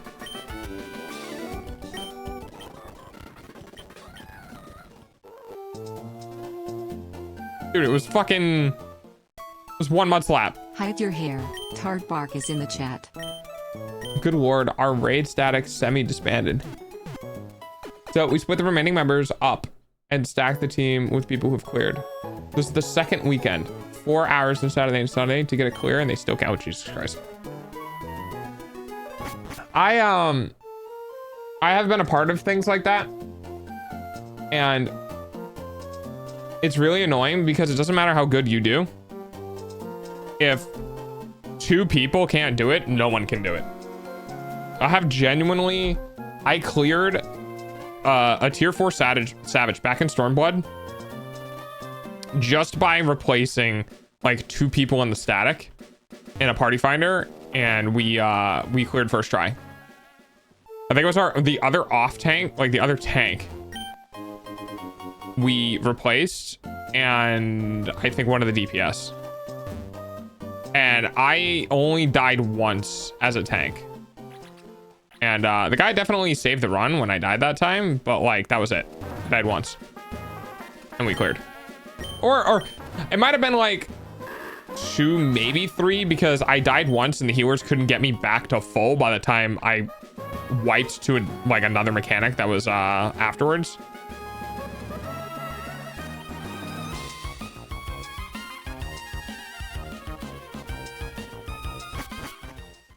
Rain World? Seems familiar, but I can't say I have. Finish run wiped at 1% and 3% because the raid lead failed, and the second to last mechanics twice now. Is it one of the repeat mechanics? Is it one of those mechanics like you should definitely know how to handle?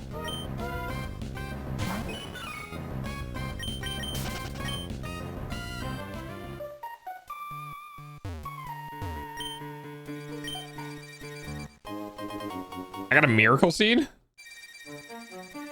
What? What the fuck does miracle seed do? Old raises power of grass type. Oh, that's cool.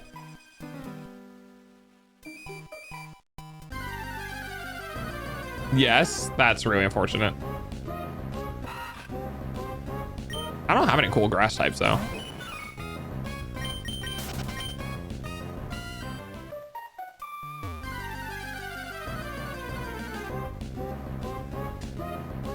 I really feel like Nintendo should have play tested how often fucking battles come up, because I feel like they didn't.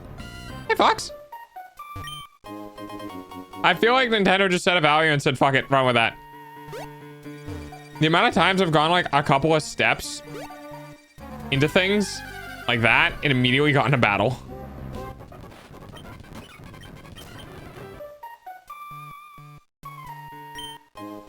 Have you seen the Nintendo Switch 2? Dude, I would be surprised if anyone hasn't seen the Nintendo Switch 2. The internet's on fire right now.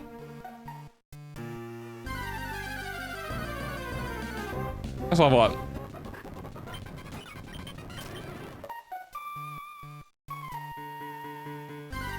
Let me be free, for fuck's sake.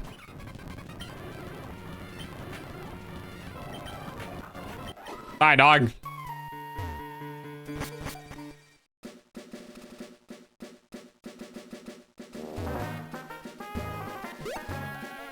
All right, onto the boat.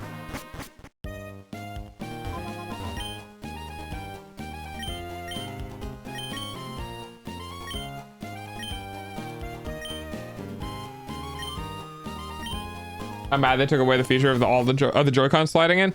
Yeah, I kind of agree. It was pretty cool. At the same time, I'm also not entirely against the Joy-Con slipping. Okay.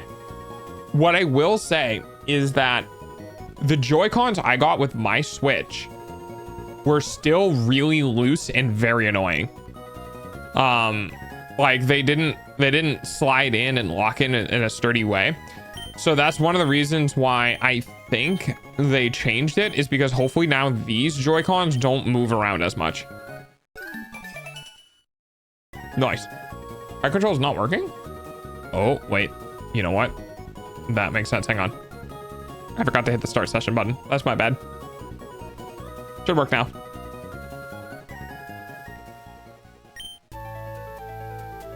I'm kind of dumb sometimes, not gonna lie. Did one of you guys have like the silk scarf? Oh yeah, there you go. Yay, stronger normal type moves. Let's go. I just need to get hyper beam.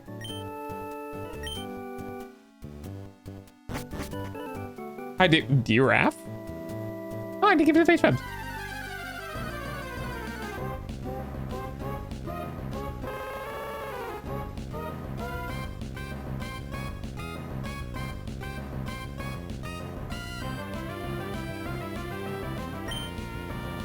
That's a pretty cool Pokemon.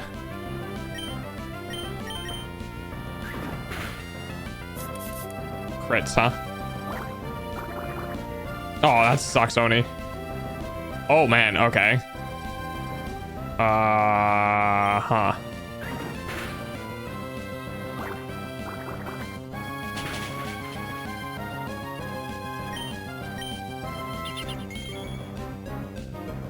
What does Safeguard do? Prevent stats loss, right? One more.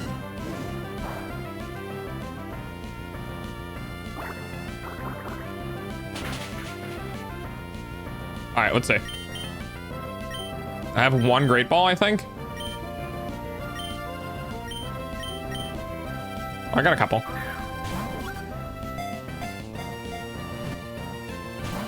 Fuck. Why does it know Confuse Ray? I don't remember Ninetales' hair looking like that. Can't hurt yourself in your confusion if I keep throwing balls at you. Stay on the ball, damn it.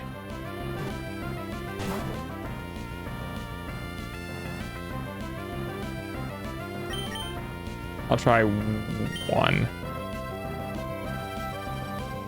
Catch rate, I know. I'm gonna hurt myself, aren't I? God fucking damn it.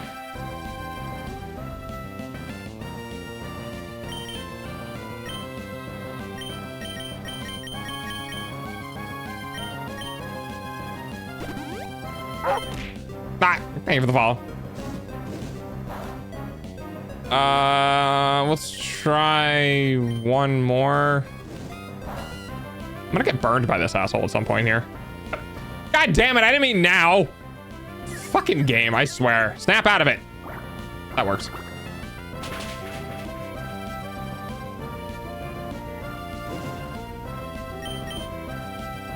I'm gonna pop one more just in case.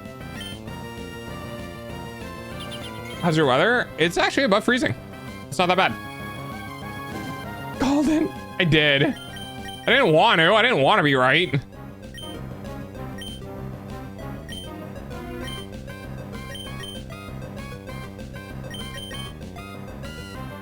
Get in the ball, Nebby. Are you fucking... You fuck?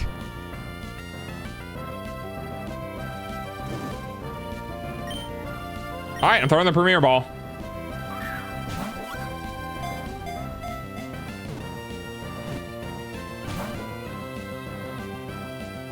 What the fuck?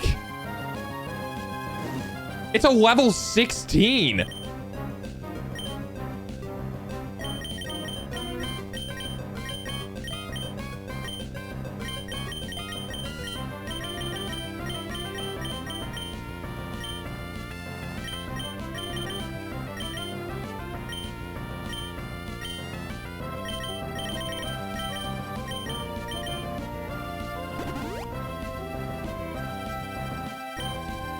What is a crowd control Nuzlocke, if I may ask? I already know the Nuzlocke rules. Crowd control is just a interaction thing. So like I'm only fighting this Ninetales because somebody made me fight it.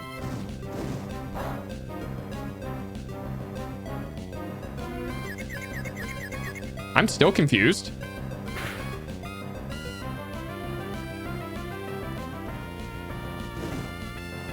I took damage 3 times. I went from 55 to 22 because burn, self-hurt, confusion, and a not very effective ember. And of course now it crits again. At some point, the confusion is going to go away, right? Thank God.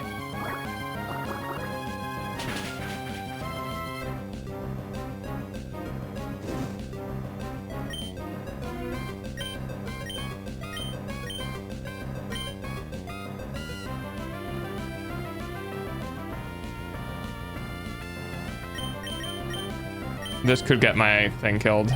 One more.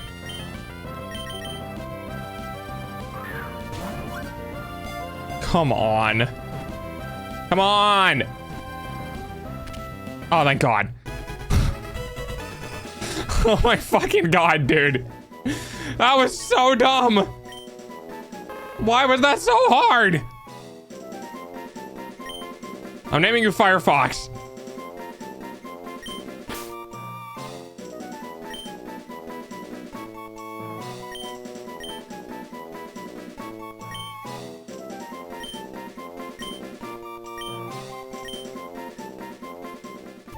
Jeez. Dude, I wasted... I mean, to be fair, I now can't get anything else that's in this town, which... I don't think there's any trade that we can do here. But according to the Nuzlocke rules, since I technically caught something within the town, I can't do any other, like, Pokemon acquisition within the town, including any other fights. So, like, if I get into another cool-ass fight with a better Mon, I can't get it.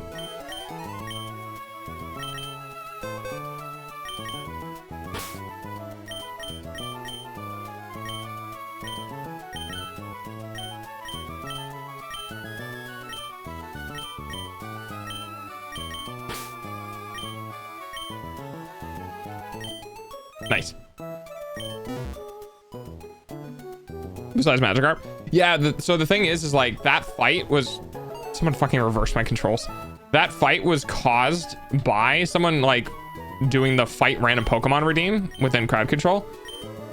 So like if someone does it again and the next Pokemon is even cooler, I'm just not allowed to catch it.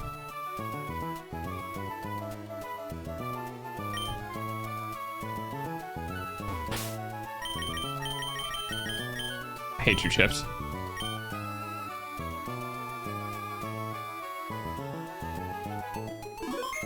Alright. Seems pretty fun? Yeah, it is pretty fun. Can I talk to people in here? Free stuff?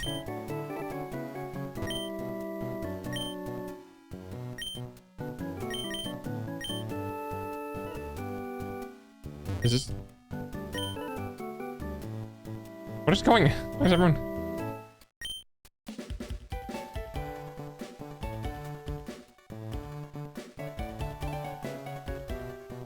Oh, is the D-pad on my controller broken? Oh, interesting. Okay, good to know.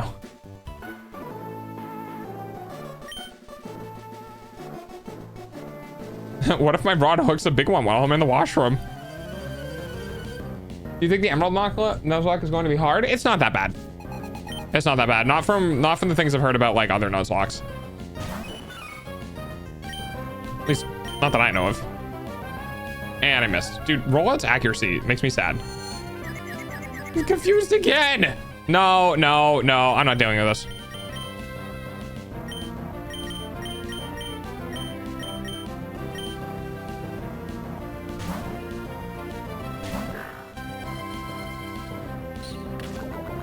You're gonna be poisoned. Oh, I didn't. All right. Ah, fucking.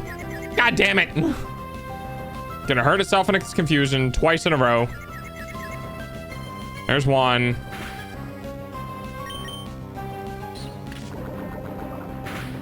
Oh, I might die to this. Oh, fuck. Hey, yeah, and now I die to the poison. Berry! Saved by a berry!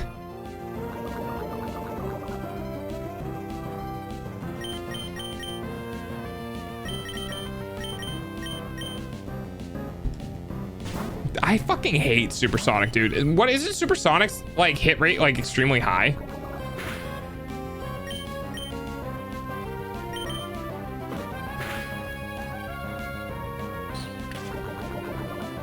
Also, I hate Poison Sting because it always... I am the unluckiest motherfucker when it comes to Poison Sting. I always get poisoned by Poison Sting. Always. People minding their own business. Suddenly someone walks into the house. Oh, you guys got any free shit? Like, you don't need to call me out like this, okay?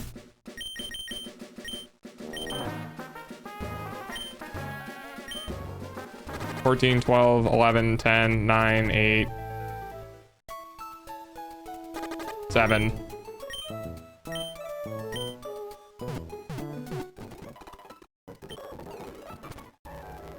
Me.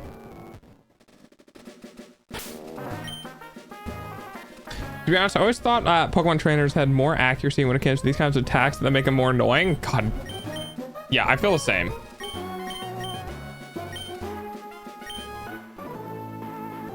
Didn't even knock.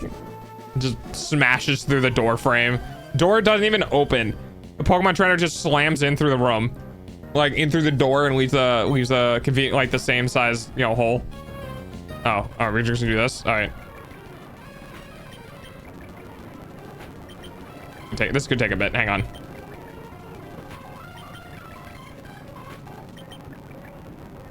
Boy, howdy, that Magikarp sure has a lot of health.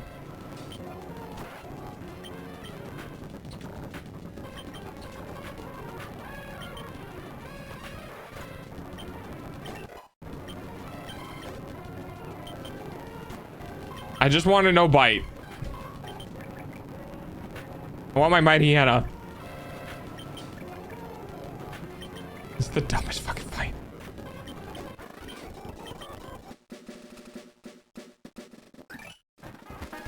Okay. Oh, I can do that way. Husband, I just put a new lock on that. For example, the paralysis always gets me. Procs, even though it should only be a third of the time. I think it's actually only 25% of the time. Hang on, let me look.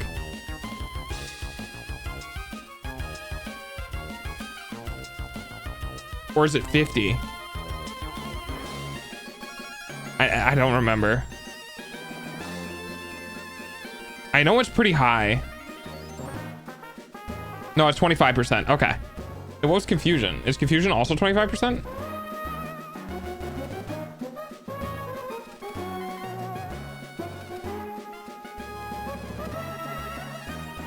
$50. That's what it was. Confusion is 50% chance that it will hurt itself. That's the part that it was. So like if you have a confused if you paralyze and confuse the enemy, they have a 50% chance of just hurting themselves. And then if they don't, then they have like a 25% chance. I actually don't remember which order. But yeah.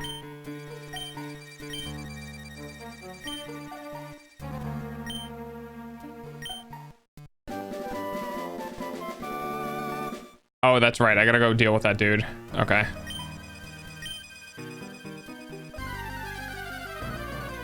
Thanks, I misremembered. Yeah, don't worry about it. That's fine. I looked it up recently because I wanted to know like how hard you could stun lock somebody into not being able to use their turn.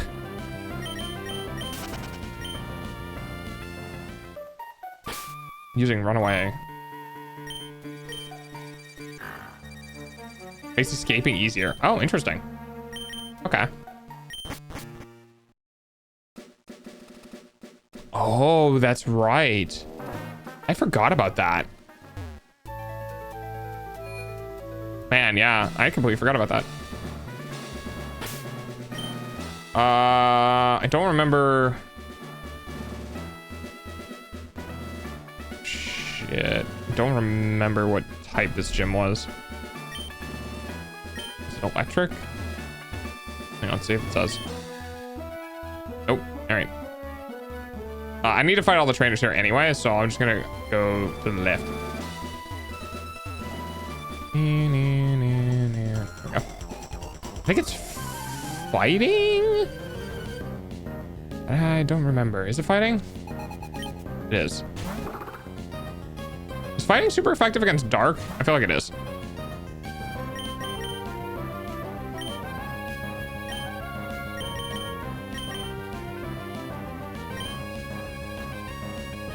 Not effective against ghost type though.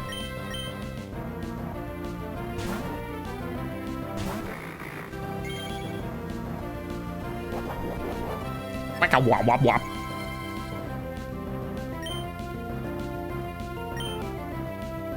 Like a wop wop wop.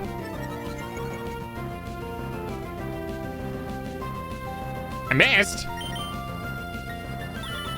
Oh. Oh, okay, never mind. That was, I thought that was the move that allows them to hit ghost types. Oh boy. Dude, what is wrong?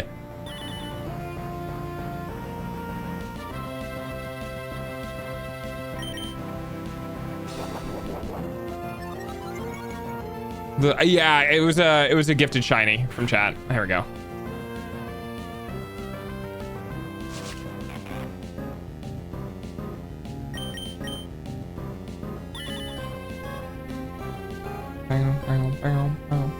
Yes, it is a shiny. Trust me, I did not earn this on my own. Yeah, May's hair is messed up because of crowd control, I believe.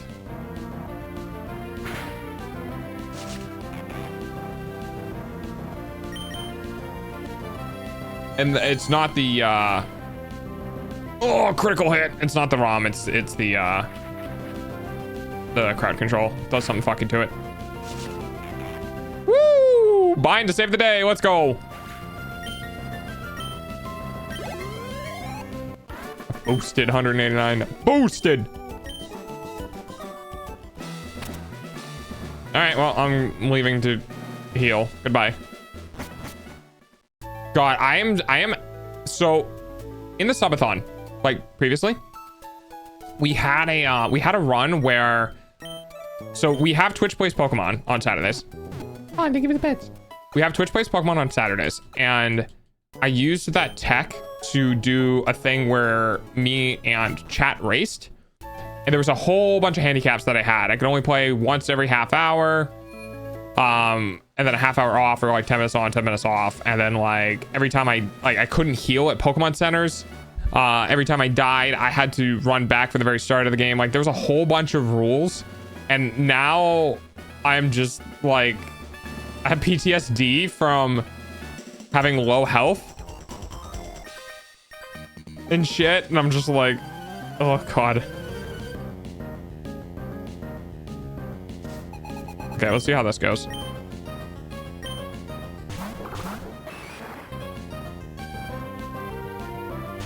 Floof and chicken. So we're gonna take Floof back, send the ale out, and we're gonna do Ember on Chop. Okay, Rouge a shot. It's gonna be a while before that happens. Also, hi Zell.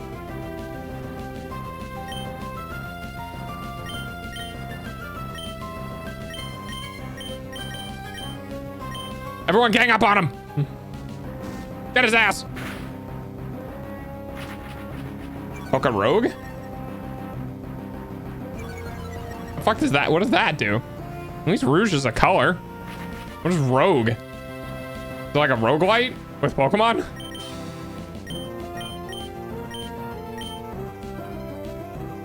But it failed.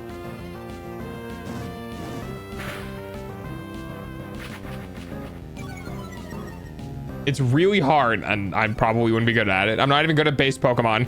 I'm not those type of people that's been playing Pokemon for a decade and a half and knows everything inside and out and like everything you can do with it, and got bored of the games because they got too good at it. I'm like still really bad at the game.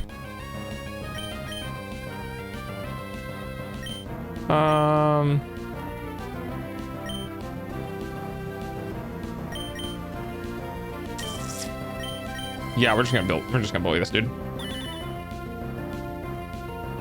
With many boss fighting marathons. Jesus Christ. I mean, I can take a look at it. I'm curious what it is. Doesn't mean I'm gonna play it though. Did you stop using that?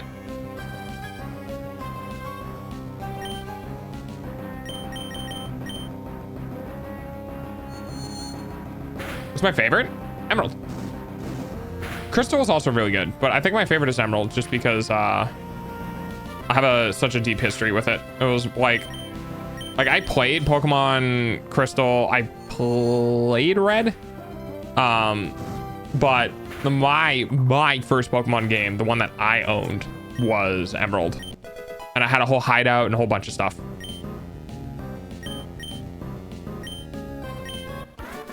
It was really cool. It's a website. Oh, okay. Yeah, that makes sense. What you up to, bud? What are you up to? Green. Chicken's a little hurt. All right, back to healing.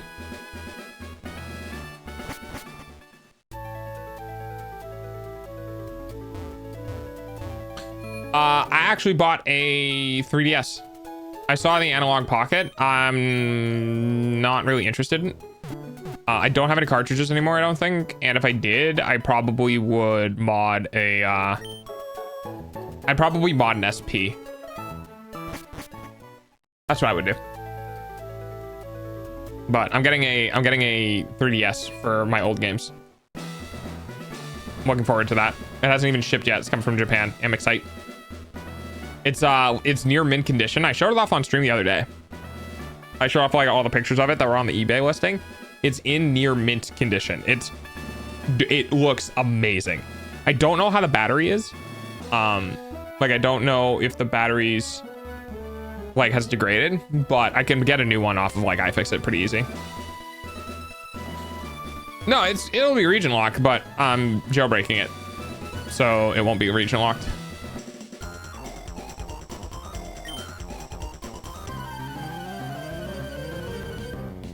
I'm gonna jailbreak it and I'm gonna put Linux ISOs on it. That's a joke, by the way. The LTT joke. I still think fighting is super effective against dark, or is it psychic? I haven't seen Meditate use a fighting type move. Yeah, let me look at my type chart. Let me look at my cheat sheet here.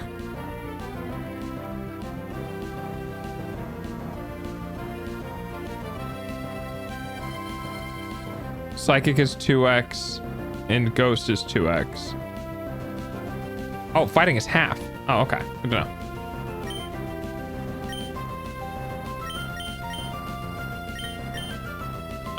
Chicken needs some levels. Steam OS. Yeah, exactly. I really hope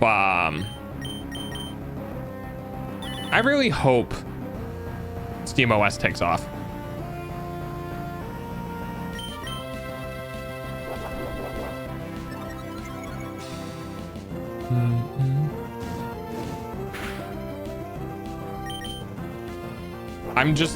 I'm so excited to have a console where the games on it are going to be designed to be run on that hardware, you know?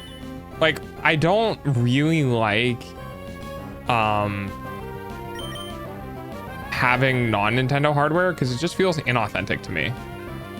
Yeah, it's better, but I don't know. It just feels bizarre. You know, it feels like it's too new age. It feels like I'm playing on a phone with a cartridge attached to it or something, you know? Something weird. I'd love to dump the dog shit that is Windows 11s, yeah. Yes, agreed. No, I want SteamOS to take off so we have another option on the desktop side of things. Because Windows not having competition is really, really, really, really bad. Windows doesn't even see Mac OS as competition because they don't like exist in the same sphere.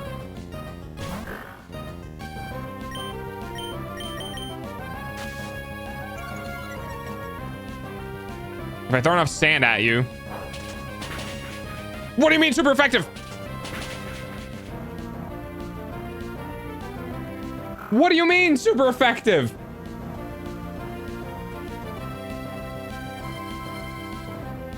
Oh, other way.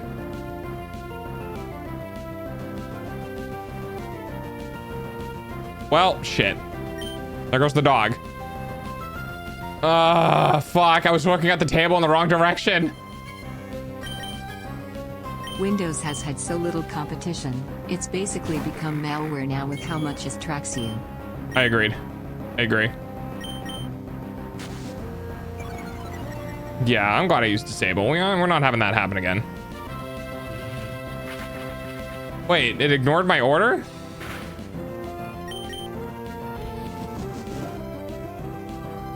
You can ignore it again. Okay. You're only level 11. Why are you already disobeying my orders? It's fine. I'm so upset that the fucking dog died because I misread a chart. Dude, I hate sand attack.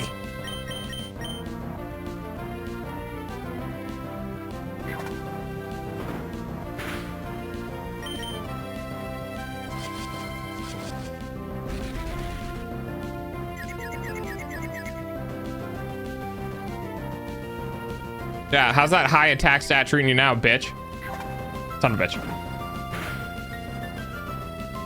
Crit? Dude, he's a level fucking 13. How did he just take out so much of my HP in a single go?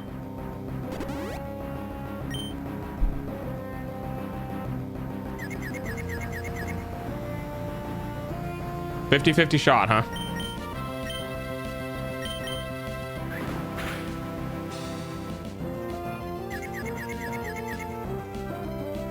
$50-50 shot, huh?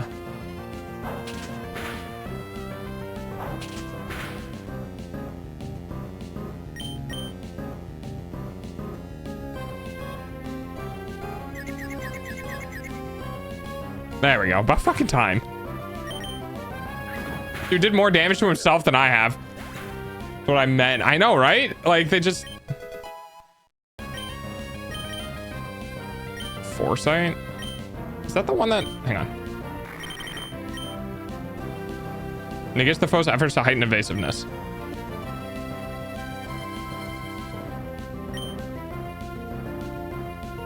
Boosts damage identical to the used level. Oh, that's kind of cool.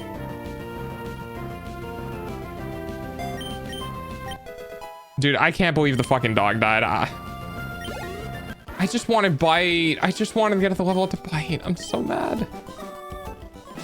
We already used our mulligan for the run, which I'm like 90% sure actually was the dog. So our dog died twice. That sucks. The fact that we spent a mulligan on this animal and it still fucking died anyway, it makes me sad. All right, well, we're putting him in the graveyard.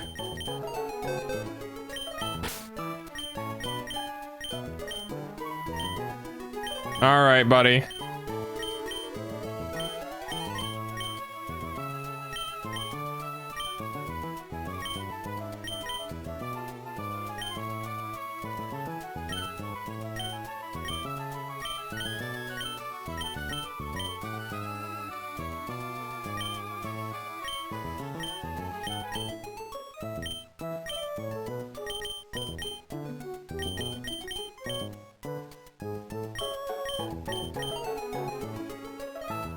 Nah, that's too happy.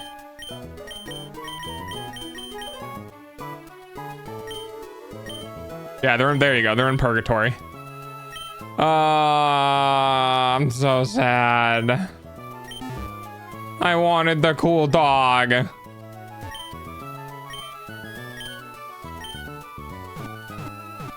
believe it was fucking super effective.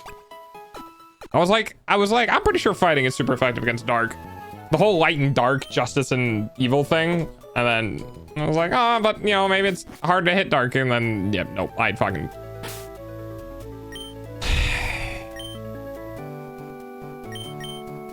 Well. It is what it is.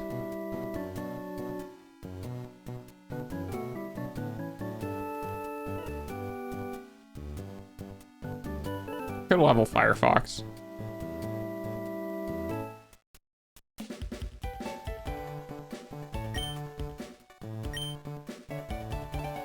Let's go to the mart. Oh wait, I don't think they have a mart here. Oh, that's right, they don't.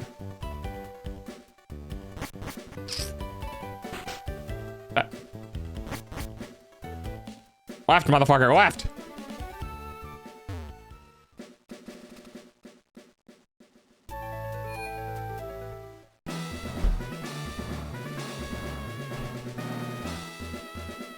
We got into a fight in the fucking cave and I forgot to catch the Pokemon. We got into a fight in the fucking cave and I forgot to catch the Pokemon. Which means now we can't catch anything in that cave. I completely forgot about that rule. Oh, son of a bitch.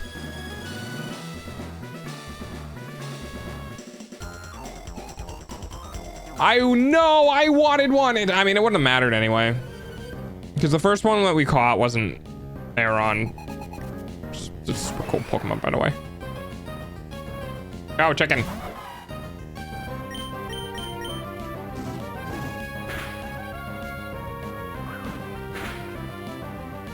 Jesus Christ, I'm dead. We're not doing that again.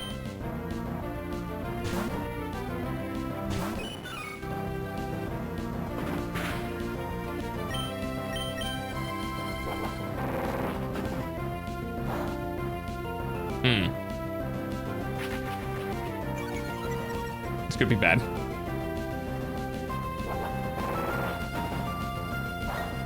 I'm committed to it now. And this gym leader could be skipped too. Yeah, technically you could. I'm gonna do it right though. God, that was so much damage.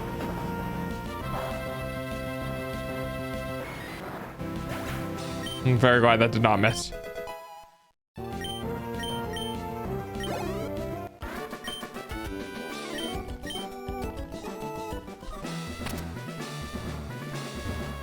I wish I could run in gyms. Okay. So we got some good experience.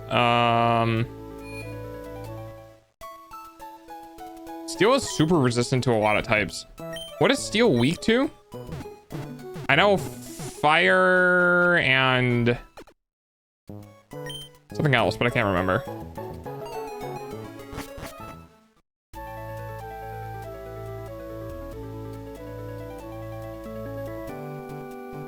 Iron fighting. Okay, that's what it was.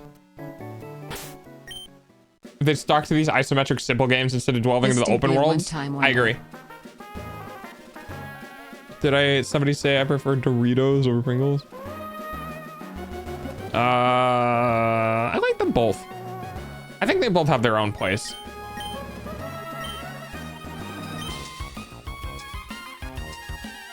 I'm so mad I forgot to catch something in here. Yeah, Granite Cave. This means that I can't catch anything in Granite Cave. You missed the joke. Yeah, of course I missed the joke. Was it a fucking, is it a dumb TikTok joke?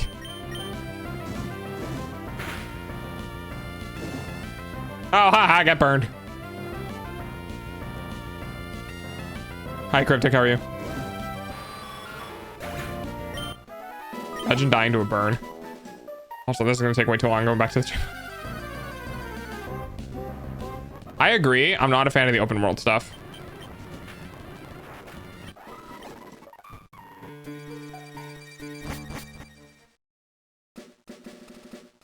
It would be cool to see like a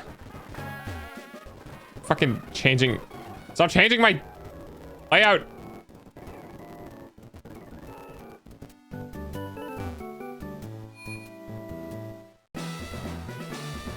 They clearly cannot make them. I think given the Switch 2's hardware, things will get much better. In my opinion.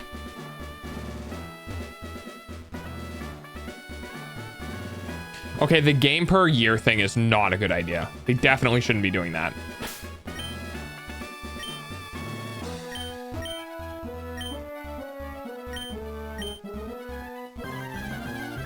All right, let's see how this goes.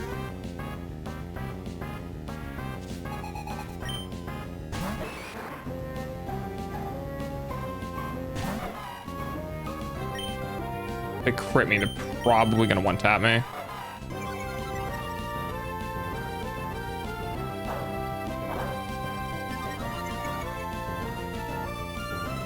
Okay, so back to 0 then. All right, well.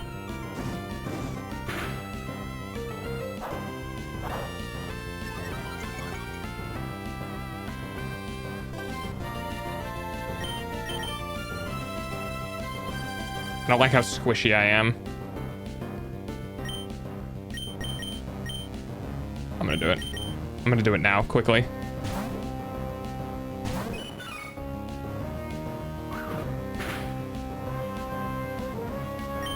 Yeah, this is bad.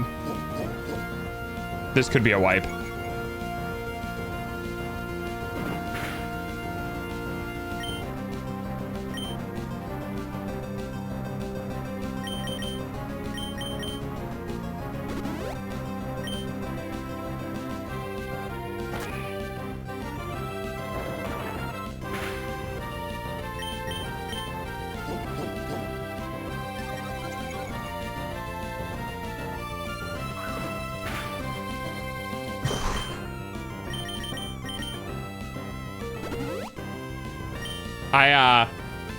I'm a little scared. I'm not gonna lie.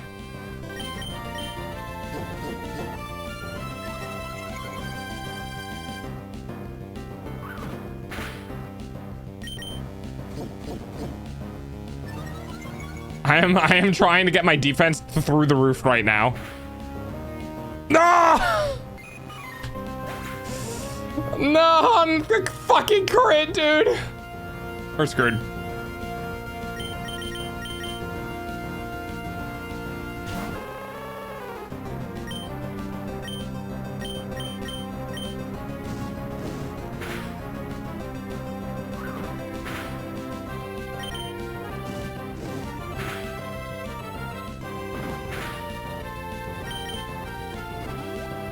Yeah, we're not gonna be able to beat this gym. Delta knew he screwed up coming back to this game greater than 3.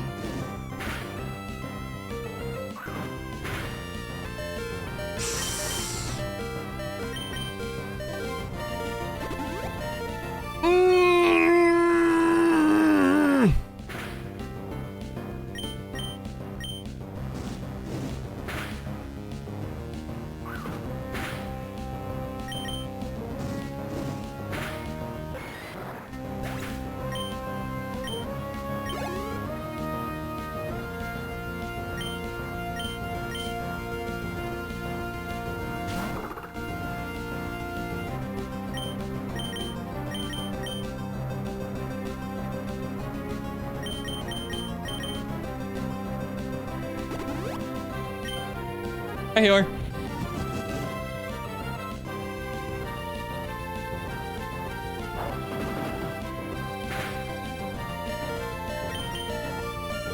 I think I know what's going on here. Hang on.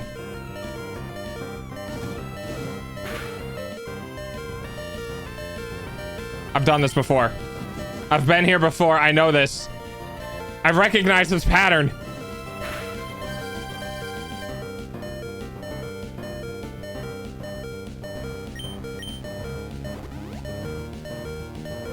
Hold on, Firefox.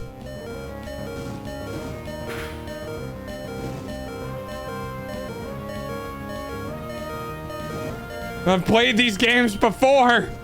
I know this pattern. I've done this.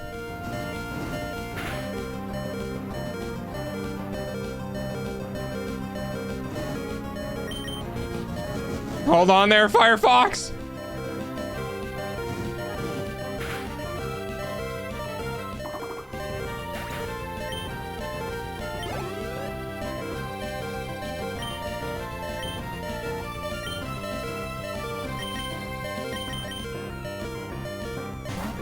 If the old chatter. Let me think about that for a second.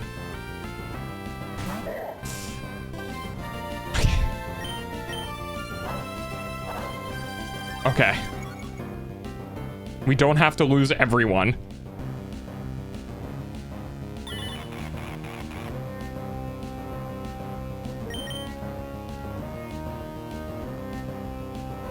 Okay. Please, buddy. I just need you. Okay, thank you. You got a shiny? No, it was gifted to me by chat.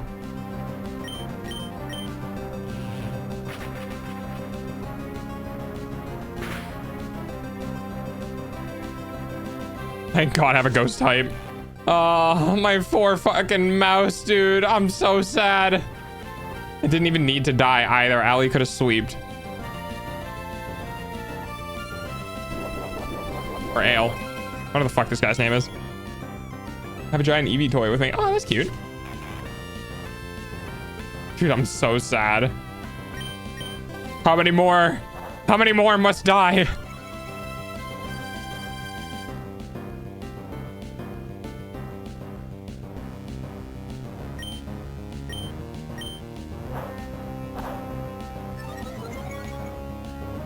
This dude's gonna get so much experience from this.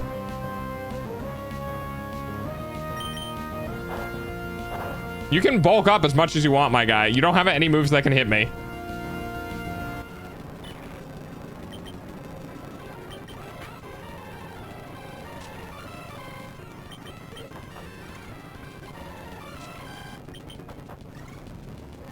We're just making the inevitable faster. Can you? Thank you.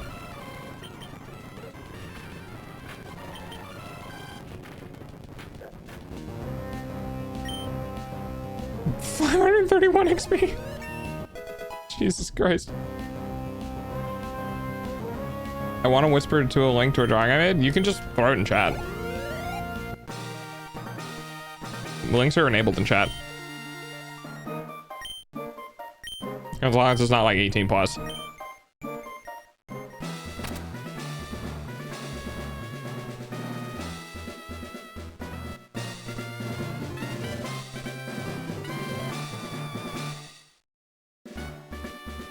Up to level 30, obey. Okay, there we go. Jesus Christ.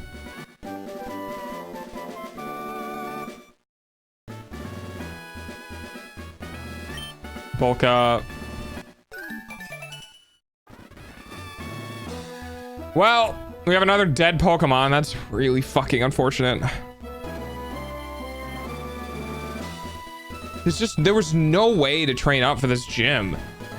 Everything in here is like level 16, 17 and 20 and shit. And then the other cave was like level 8. It's almost time for dog's hourly payment using your eyeballs. You want an egg? No, I'm good. I mean, sure, why not? Oh man, I get fucking,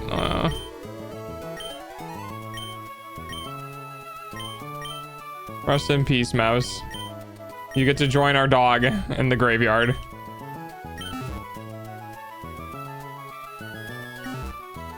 Alright, let's see. Oh my god.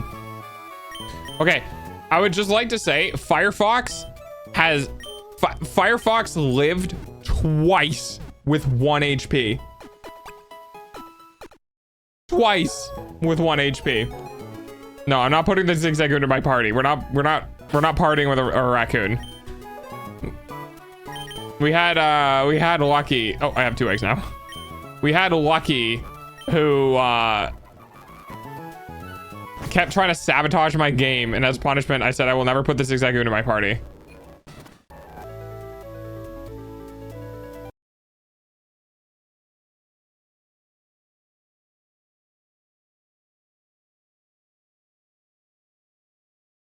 Trying to get that. There we go.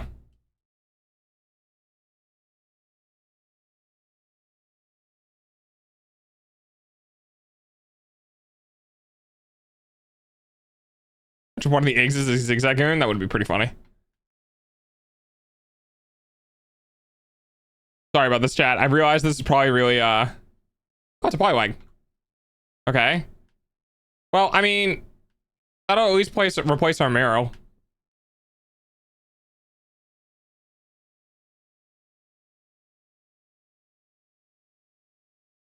If we need a water type.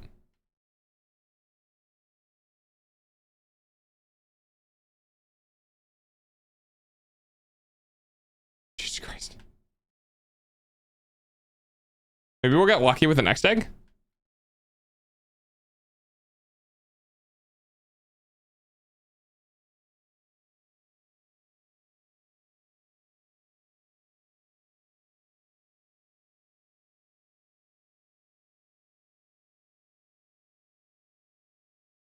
Have we beaten Fire Red yet? No, we're getting there though.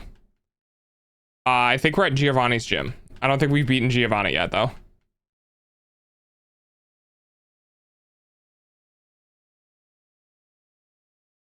Well.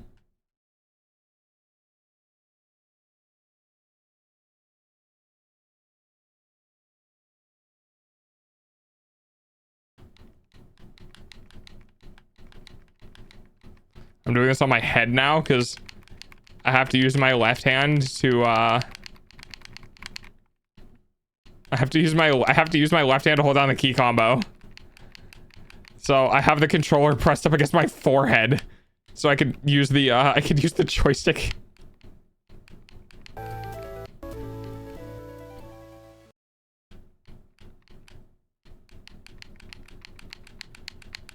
Jesus Christ, how long is this egg taking?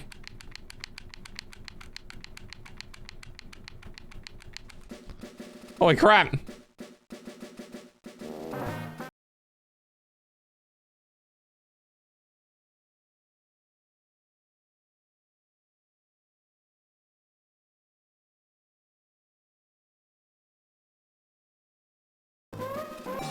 All right, what do we got? Come on, last egg, give something good. I got another door chick. I got another chicken. That's so fucking funny. Look, guys, it's chicken number 2. You know, in case we lose chicken 1. Oh, that's too funny.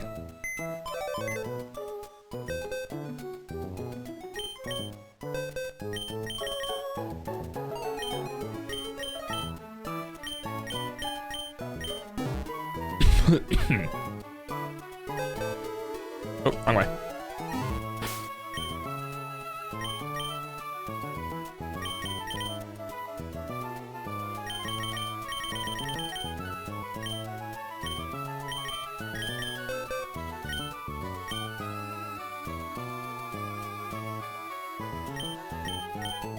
Delta, you know what you could call it if you had a party full of only Torchics?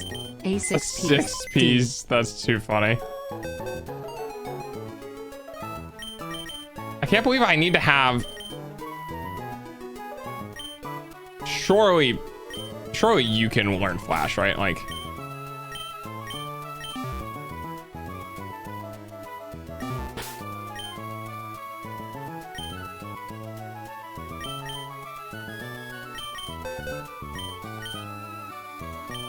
All right, cool.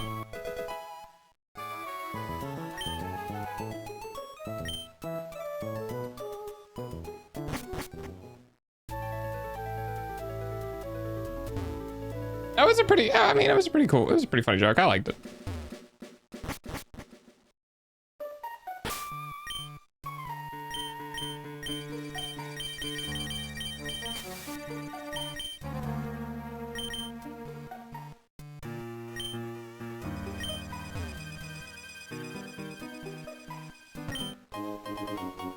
Escape route, that's good. Bye.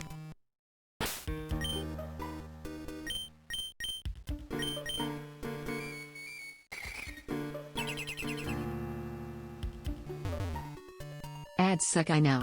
Your eyeballs pay for dog's food, though. Yeah, thanks for paying for my food.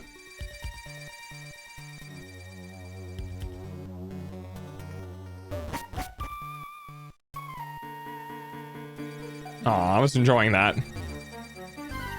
It was so nice to run around with constantly getting into battles. No, that's the one I wanted. Rest in peace. Cannot have.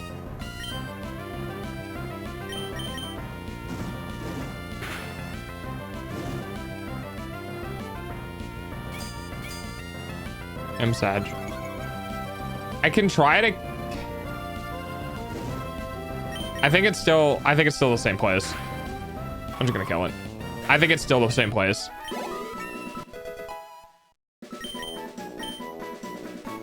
Heck. Not a good flying move, but it is a flying move.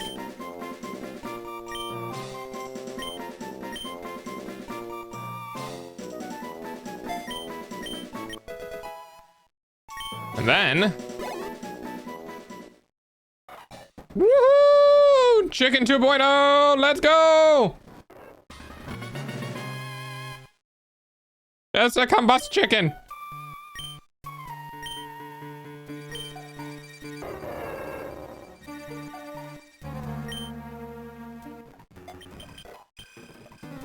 Nice.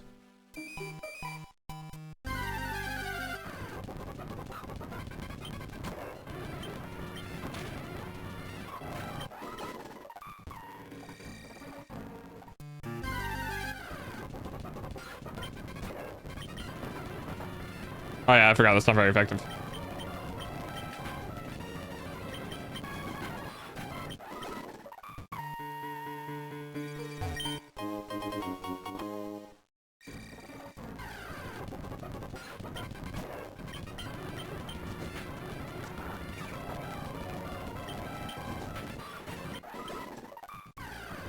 Oh my fuck off, Zubats.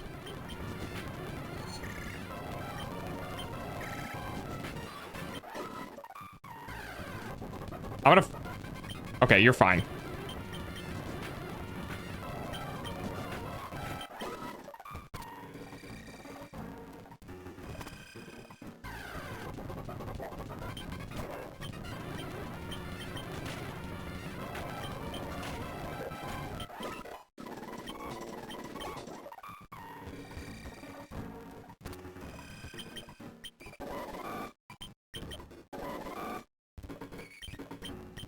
Yeah.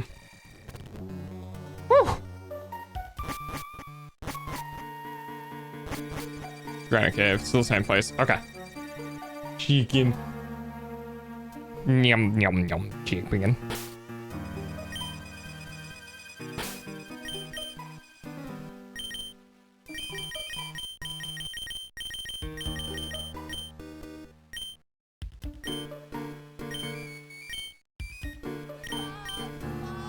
Yeah.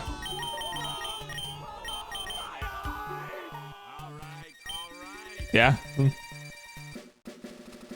All right. Let's leave here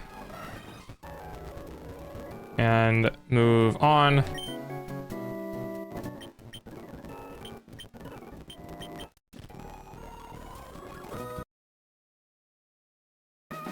Okay.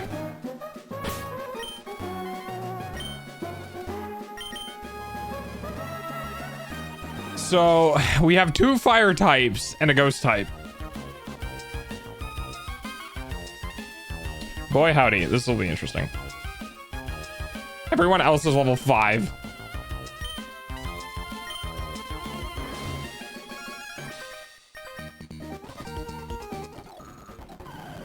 Oh, there's somebody under the thing. Well, 13.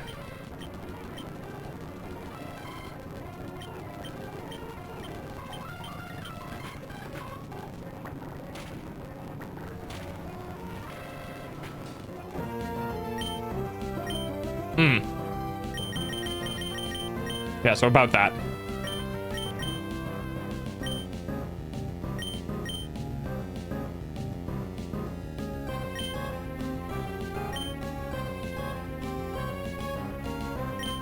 This is a very unfortunate predicament. Favorite town? I do like this area. I do like this area.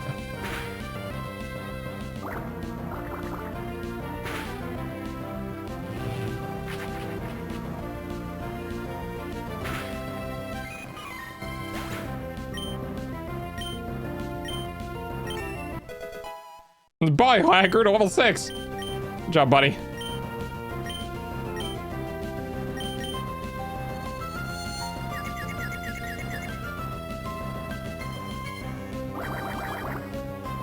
Yeah, bubbles. That'll do literally 1 damage. Don't hurt yourself, please. God damn it.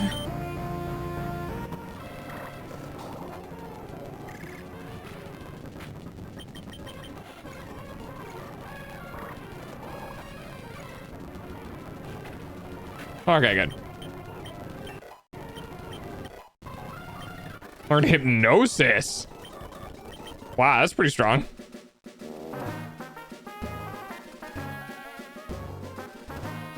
I see you motherfuckers.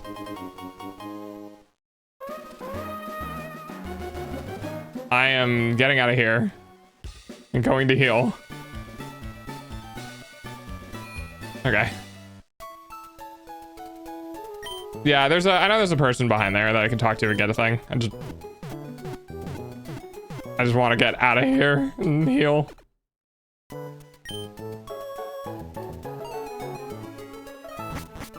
Because with my luck, I would end up running into another fucking fight.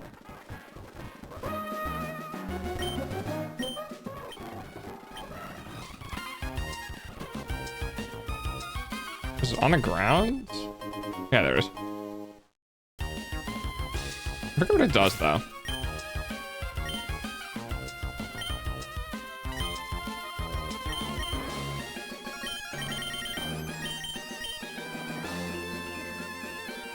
Coveted by collectors. Okay.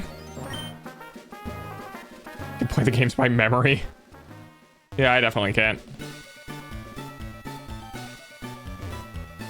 I want to go... Can I go up north and train?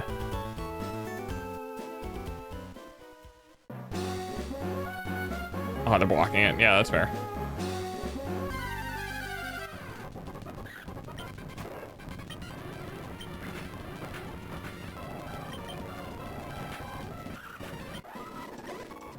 Okay.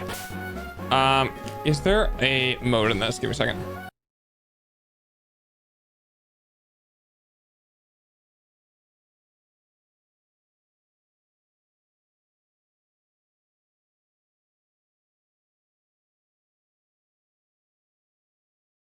So they have a fast forward, but they don't have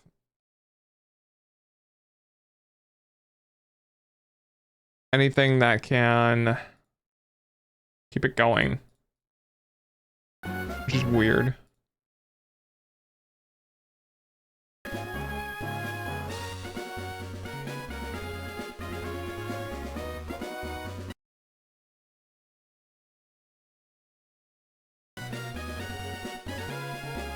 All right, I'll just hold it myself then. I'll turn my keyboard to the side and hold it myself. All right, bye, Prana.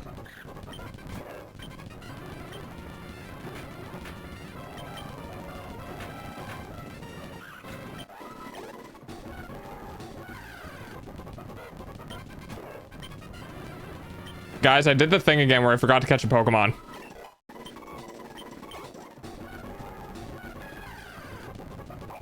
Oh, wow, it wouldn't have mattered. Technically, like, duplicate rule or something, I already had. I already had what was here. And I didn't want it anyway, but I should have caught it. Yup. I should have caught it, so in case I have it somewhere else. But I don't want another plus or minus or whatever. Those are the only ones that I got.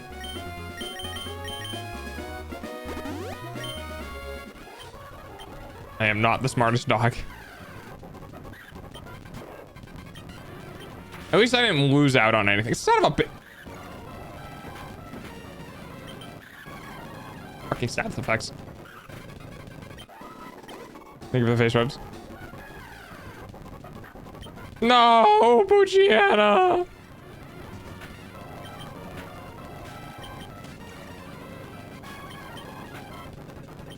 We're gonna have a problem. Thank you. Wow, that only gave me 94 experience, huh? That's crazy. Like 220 experience for the maybe it's because they're final evolution forms. 144 for that one. Oh, that's not what I meant to do.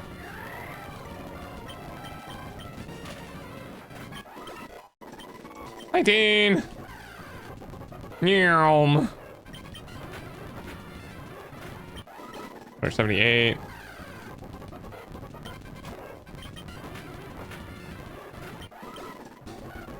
We're farming the levels. Yeah, he gives me nothing. I'm not even gonna bother. These guys give me a bunch.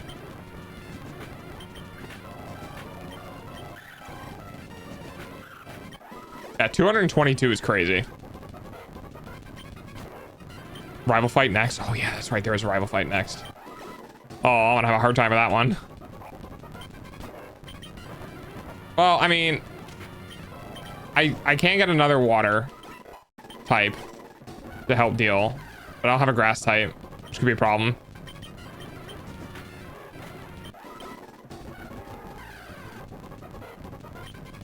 Oh yeah, you got stuck there for a little.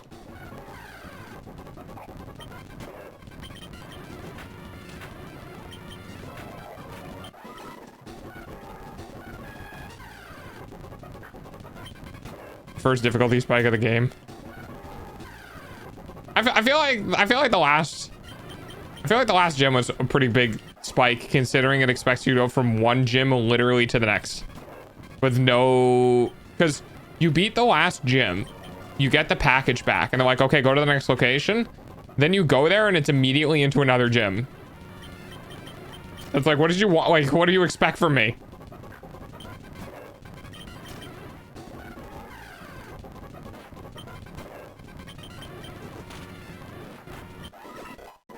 Right, isn't it?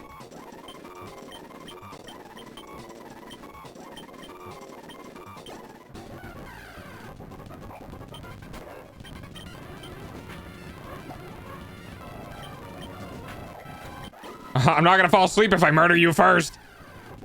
I never saw it like that, but it's true, right? It's kind of insane. There's you just get on a boat and it just puts you on an island immediately available for the next gym. There is kind of an in-between with some of the trainers between the you know, if you go in and you beat the gym and you have to go up to the north right, like the top right, to get to the next like section. There are some trainers you have to beat, but they're not, I feel like they're lower level than the gym.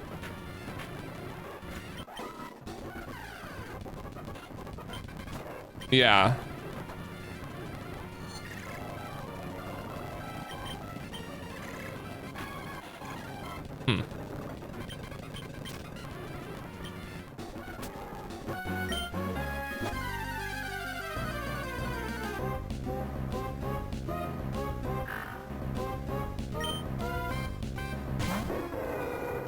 All things considered, there's only like 2 trainers in between. Exactly. 20, 19, 18, 17, 16, 15, 14, 13, 12.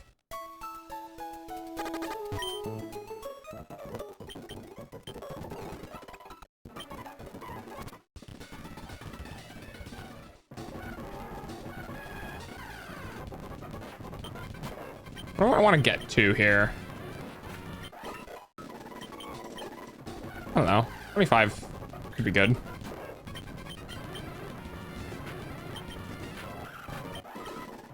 Oh, that might be too much. Maybe one more level. Dude, Pucciana's stats are atrocious.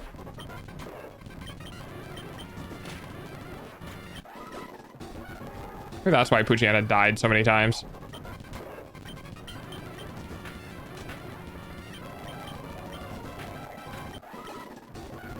I almost killed it. No, I knew what I was doing. What the fuck was just redeemed?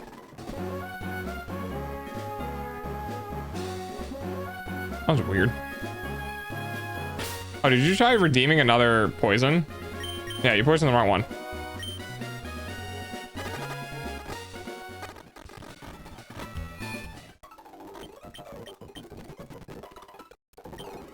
Welcome back, Lucky.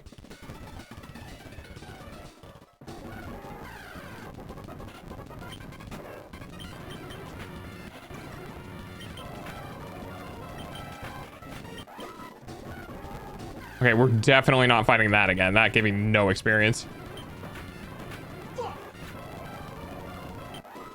Hey, dog, you know that tweet picture where you posted where it says, like, it's like fucking clockwork, I swear? Yeah.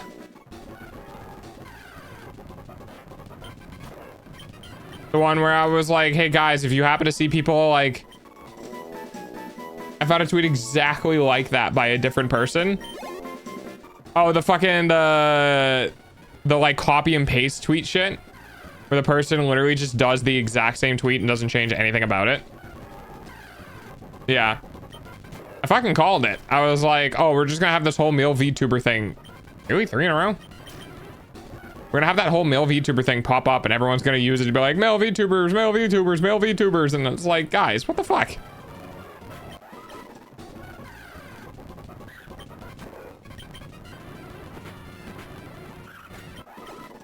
It was the exact same. Yep. Yeah, I told you, people do it.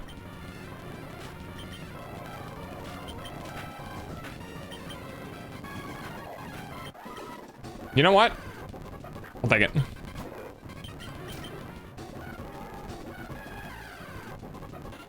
Poison the right one. I thought you wouldn't notice.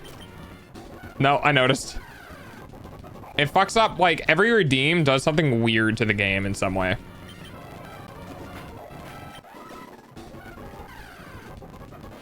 Yeah, high shift. Yeah, I did not mean to use that one.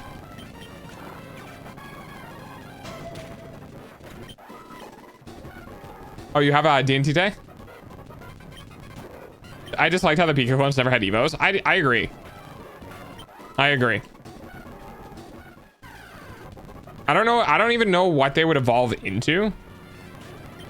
But I feel like there's too many Pokemon that kind of like cloned the Pikachu thing.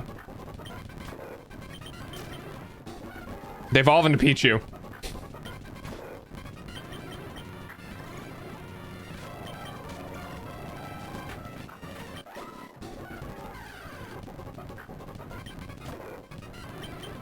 No, we don't have black hole, white hole shit here.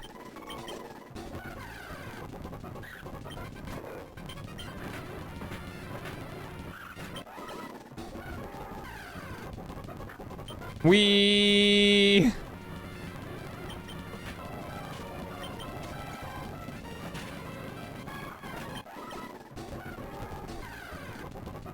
Yeah, it's just not worth fight. It's not worth fighting these guys. They literally don't have enough experience to make it worth it. Nor are these. I think these kind of do.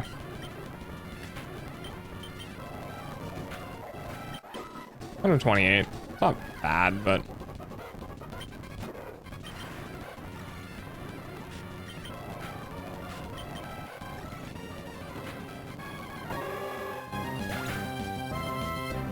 The noises are amplifying the voices in my head.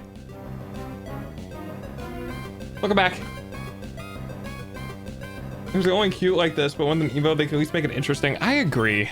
I mean, right now, I'm just kind of farming the, I'm farming the, XP from them, because they count as a final evolution in terms of XP. But, other than that, yeah.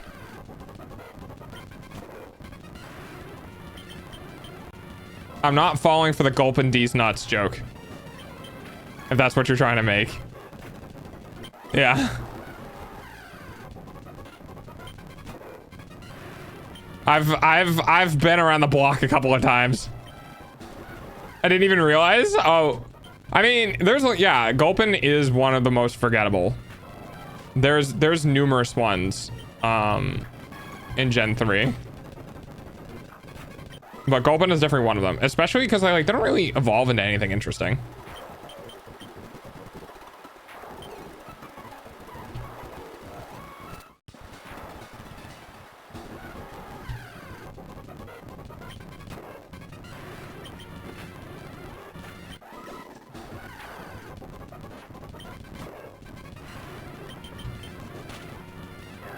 Aw, fucking rain. Fuck you.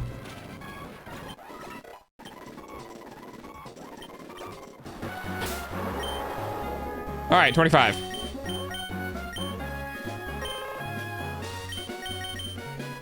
All right, up next, the queen.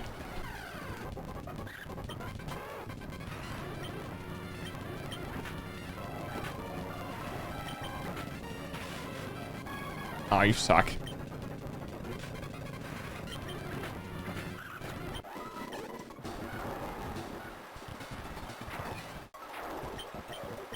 Spoink. Spoink is pretty forgettable. Spoink is just like Tigger.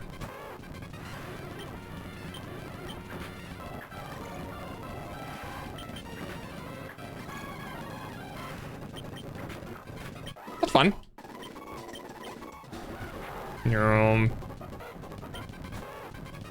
Let's see.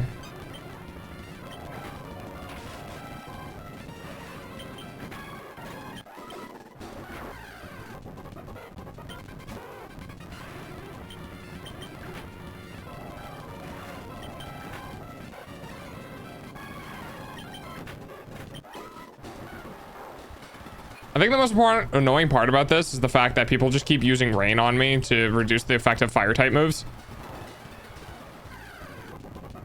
And it's just making this take longer than it needs to. You guys are only prolonging your own suffering. I can just stand here and do this.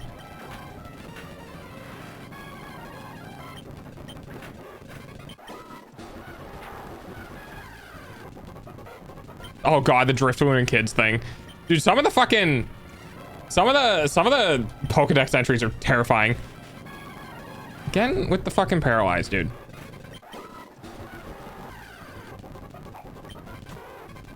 Starts bouncing, his heart starts beating. That's scary.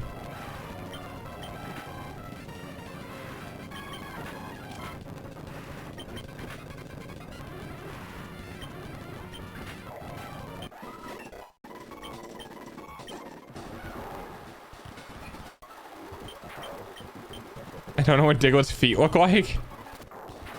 That's... I don't think I ever want to know. Not gonna lie. It delivers headbutts with the water bubble on its head. Small Pokemon get sucked into the bubble, where they drown. Araquanid's on Pokedex entry. Yeah. Yeah, it should be wild.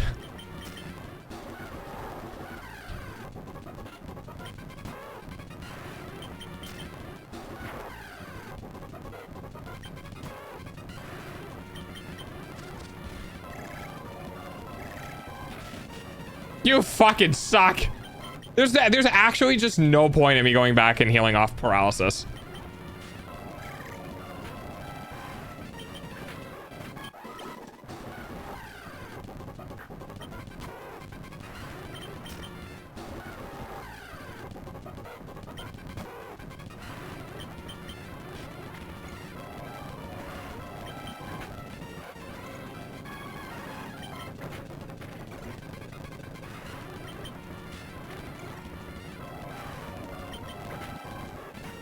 See, we could be getting to the main meat of the game if it wasn't raining. Who made it rain anyway? What do I blame for this? Of course it was fucking Lucia.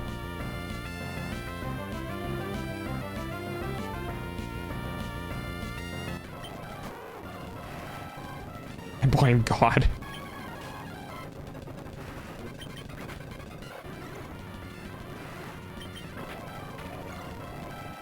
So I have to resort to fucking physical type moves because Ember is less effective in the rain.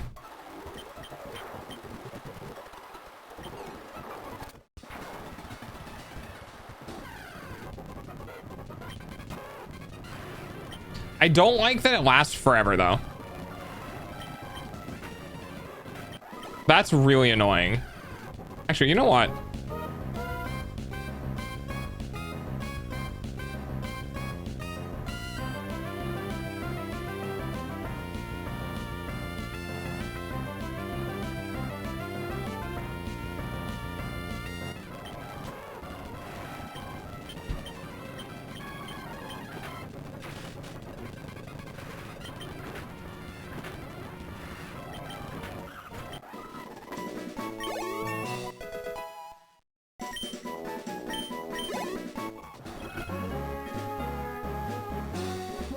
Did I?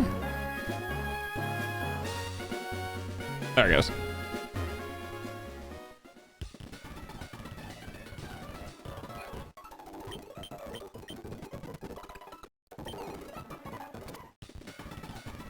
I think Alpha Sapphire was my first Pokemon game.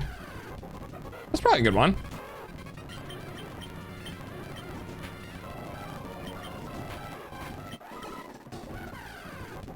One, two, three, ready? Miku Miku Bam. Keep going.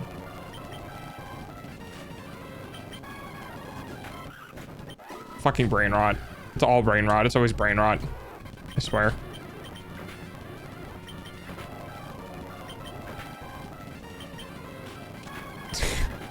Why do you have so much fucking health?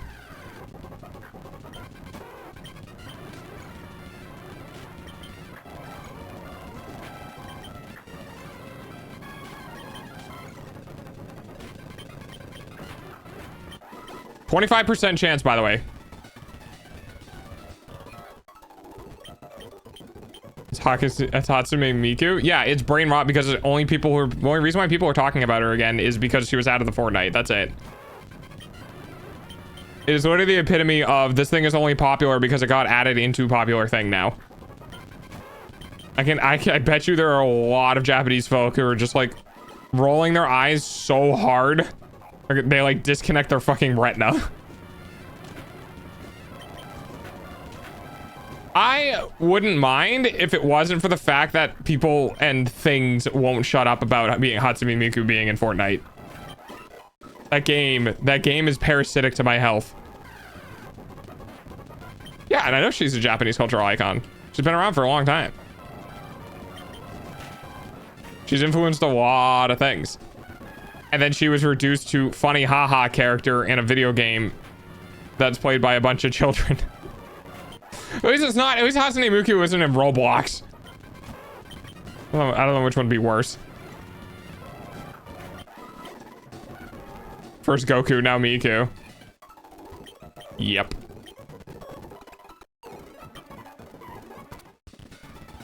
She's bigger than Fortnite. No, she is not. By sheer amount of money earned, she's smaller than Fortnite.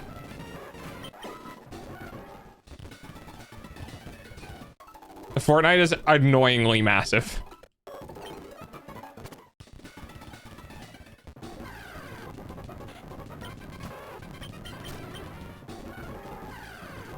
Art-wise, she's better? Oh, well, yeah. She's just not bigger than Fortnite. The Fortnite is gross and how huge it is. Fortnite single-handedly forced consoles to be cross-play. Dude, fucking... I swear to God, every time.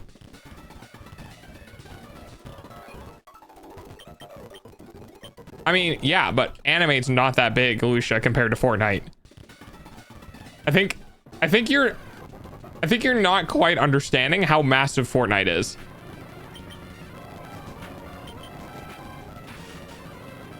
Again with the fucking... Back to the fucking thing. If I do safeguard, does that prevent status effects or does it prevent status loss? Now, let me test.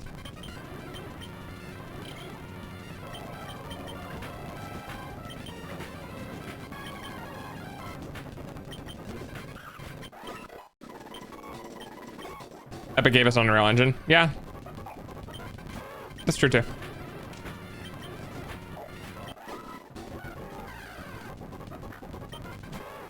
Play Fortnite. I know how big it is. I don't think you quite understand how big it is monetarily, though. Like, I'm pretty sure it is the #1 grossing game in existence right now. On top of like Clash of Clans and Candy Crush and all that sort of shit. Hang on, let me look up.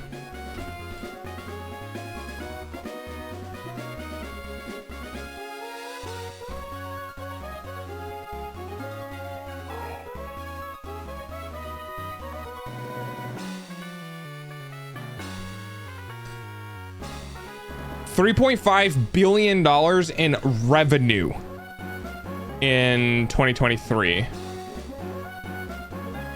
2024 was 5.3 billion versus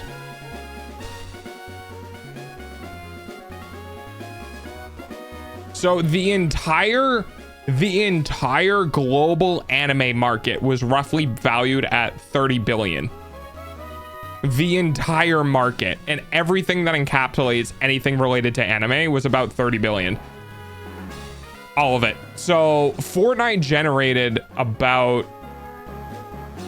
12 to 15% of the entire market of anime in a year.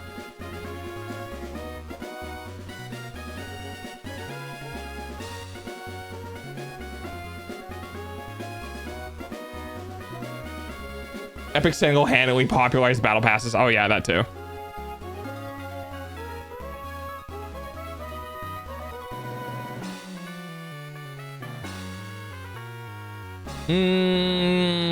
Genshin is pretty big. Hang on.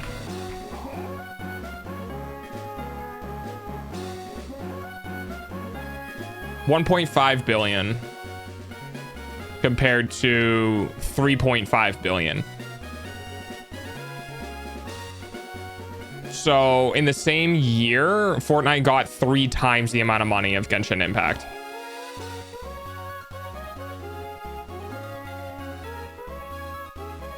And then it fell to 710 million in 2024.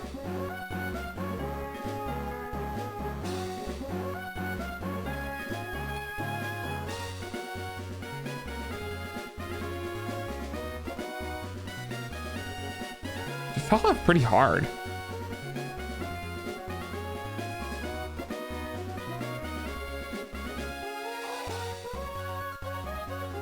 Hang on, let me see if there's any actual statistics.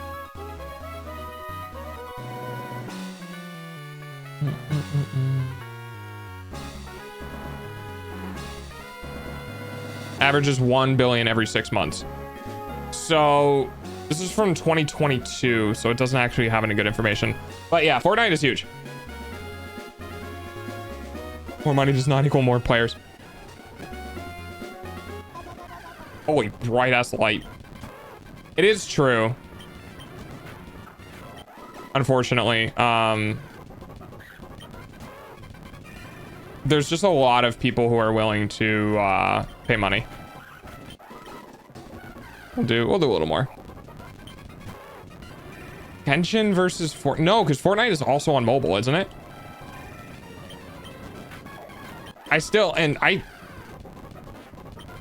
No, I would have to look it up. I would still say Fortnite would have more players. Just because, like, parents...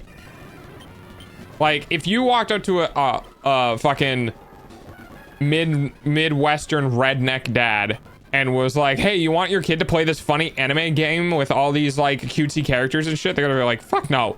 They're like, well, you want to let them play Fortnite? And they're like, yeah, Fortnite's fine. Like, Fortnite's accessibility is significantly higher, specifically because it's not based around gacha and it's not based around anime. They got removed from Android. Did they get removed from Android or did they get removed from iOS? Fortnite is more Western oriented. Yeah, exactly.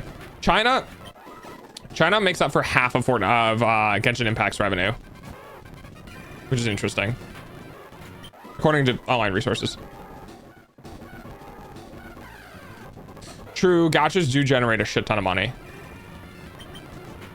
Imagine Fortnite starts adding gacha elements. Oh, God.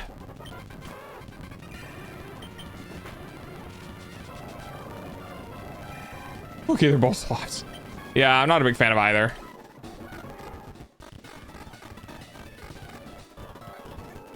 Me. I don't play Fortnite because I don't like the people associated with Fortnite. No offense, Lucia. Just stereotypes. And I don't play Genshin Impact because I don't approve of the business practice.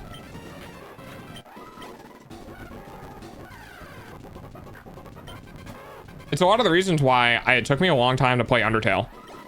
Was because of the way, like, fandoms of things ruin things.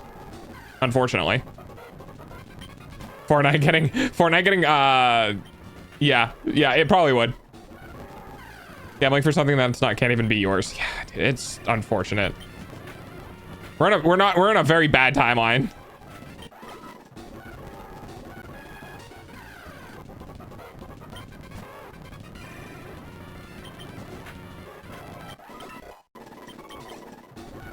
We'll get hurt at 25 too. I barely play Fortnite. Yeah, I don't play Fortnite at all. I literally never have. And to be fair, one of the biggest reasons why I don't play Fortnite is not just because of the people, the types who've played it, but primarily because I hate battle royales and I'm not a big fan of third-person games. Like, just straight up, not a fan of third-person games. I play Marvel Rivals. Marvel Rivals is one of the only exceptions. I've only seriously played 2 or 3 third-person games. So I don't like third-person games, and I don't like battle royales. I've never liked battle royales. I've never liked the genre. I've always called battle royales menu simulators, like main menu simulators, because, like, for example, if you play Apex, you spend 90% of the game collecting and 10% fighting, and then going back to the menu. And I just never found that gameplay loop to be fun, because you don't spend, like, most of the interaction in battle royales is spent looting. It's literally a glorified looting simulator with some combat on top of it. So I never really got into it.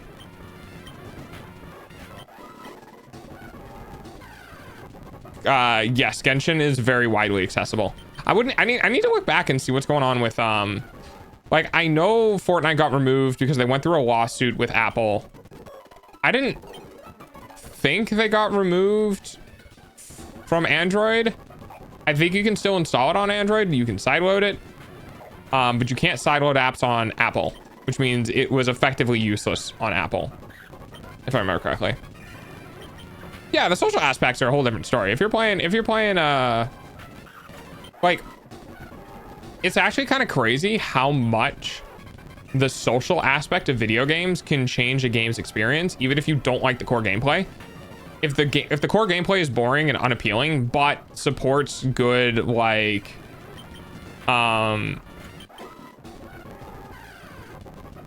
like communication and fun between the players, then it can do really well. But as someone who primarily solos games, playing Battle Royale alone, I fucking would rather step on glass. I'm not sure if you saw this. Delta was on delay. Fortnite had a peak of 14 million players in the last 30 days, where Genshin had 15 million players in the past 30 days. Like I said, it has the same, if not more players. Plus, Genshin is more accessible than Fortnite is ATM. Yeah, Genshin is 100% more accessible than Fortnite right now. I'm curious how it was calculated though, because I don't know if Fortnite shares their player counts because they have their own launcher. It's kind of the same thing as people don't know what the player count for Overwatch is, because Overwatch doesn't really make the numbers public. Hell Let Loose? Yeah, I've seen stuff about Hell Let Loose.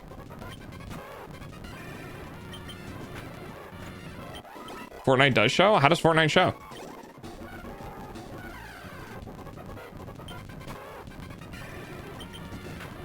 Oh, I'm level 25. Woo! That was a lot of grinding. Let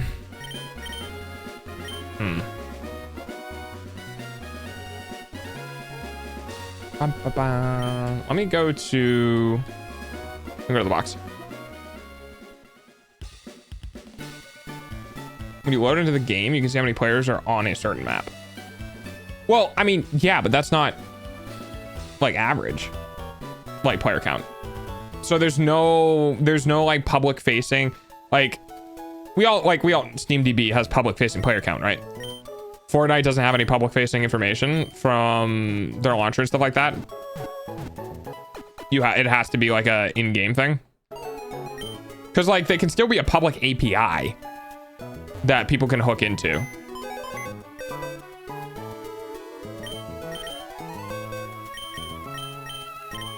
Let's see what this egg is.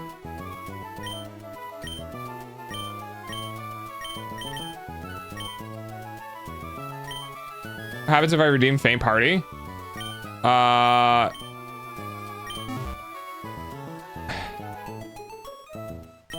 that would suck so much. It would essentially undo all of the grinding I just did and put me back. Oh, shit. Actually, it wouldn't do anything. Because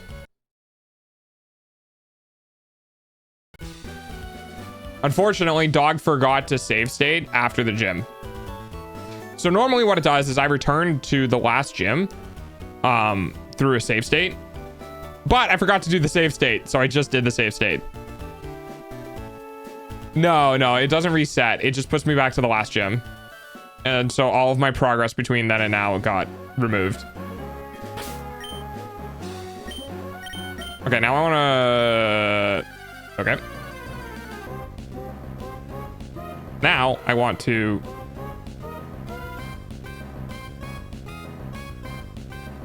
I pulled the thing. Hang on. No, I'll deal with it later. I wanna hatch this egg. I wanna hatch this egg.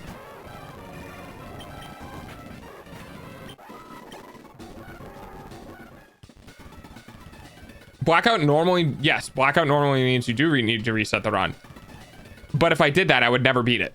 Because people would just come in and spend $10 and reset the run and then wait for me to do it all over again and get to the end or near the Elite Four and then wipe my party, and then I would have to reset the entire game again. Like, there would be no completing it, because by the time I get to the end, enough people combined at some point would have $10 that it would just completely reset my run.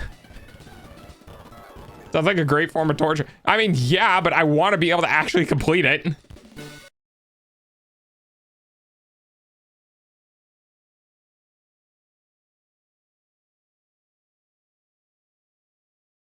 I love this spot.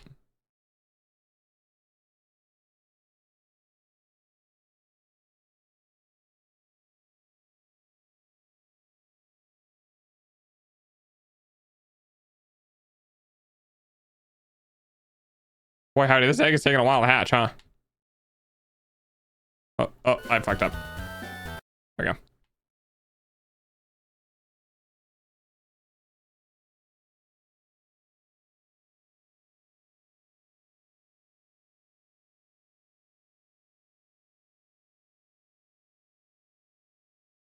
Jesus Christ, how long does this egg need? Come on, egg. So, where's the speed up button on your totally very real Game Boy Advance? Don't worry about it. This Fortnite GG, which has been sponsored by Epic Games before. Yeah, there's like I said, there's a possibility that the API is accessible. Like it's not public facing in an app, but it might be public facing through. There we go. All right, let's see what we got. God fucking damn it. I don't want another one of these assholes.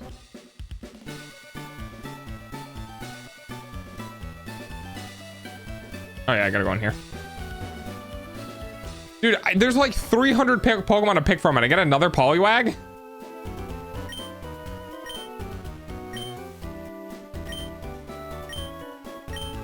I read that too fast, and I thought it said commissioned me to design a furry.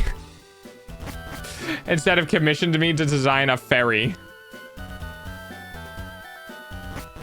Also, by the way, this is one of the worst fucking designed like story progression things in Pokemon I've ever experienced, which was you have to talk to a random person and in a random location in order to progress the story with no indication of like who or what you need to talk to. Did you know that if you have no money in the museum, they let you in for free? Oh yes, scientists commonly ask for furry art.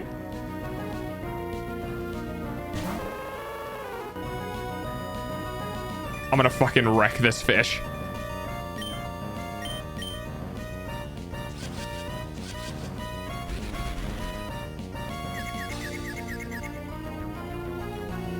$50-50 shot, baby.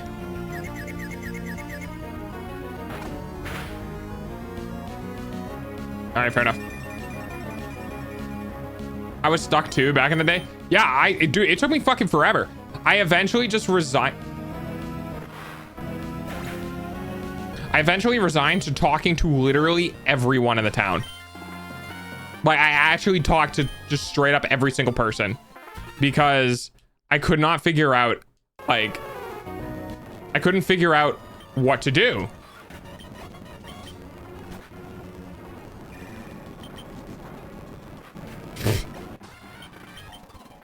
I might be a little over leveled.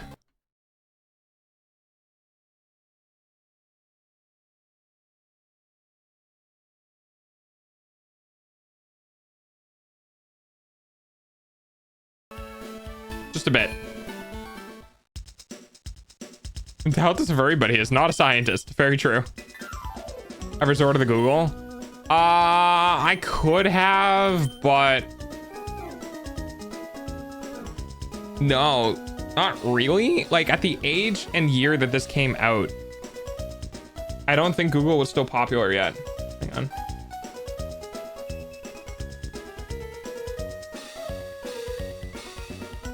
Yeah. Yeah, Google was only 4 years old when this game came out, I think. Was it 2002 or 2003? Do people had internet? Most people had dial-up. You had to, like, I wasn't at an age and at a point where the internet was freely accessible. Like, I think this game came out in 2003, so maybe it was 5 years ago.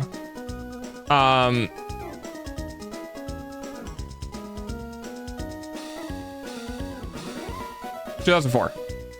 So 6 years. But yeah, like I didn't have internet accessible things. Like it was 2004. The Game Boy Advance was new.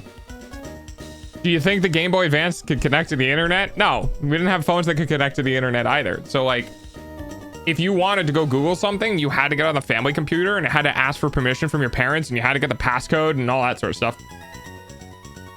Ruby's even older. Oh, is it?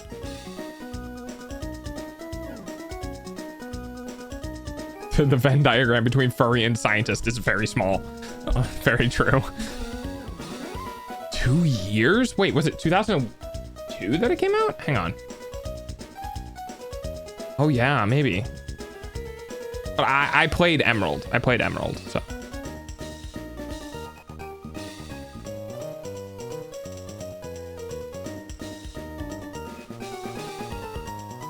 Yeah, 2002. Started with Ruby myself. Yeah, I started with Emerald. I should have never gotten rid of it. Apparently they go for $200 now per cartridge.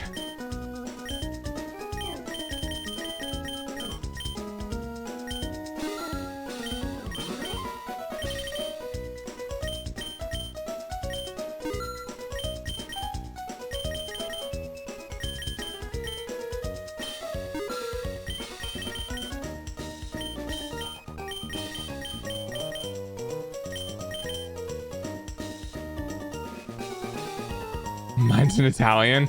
Probably not, unfortunately. Because there's probably not a high demand for Italian ROMs. No offense. Where's this place?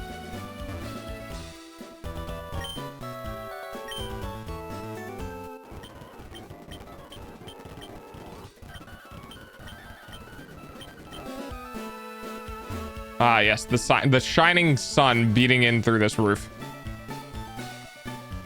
I want a 3D remake of Platinum so bad. I cook the pizza. On demand, but it is rare. Yeah, I could agree with that.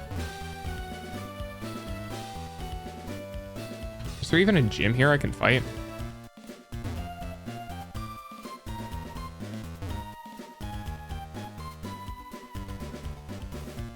I don't think so, right?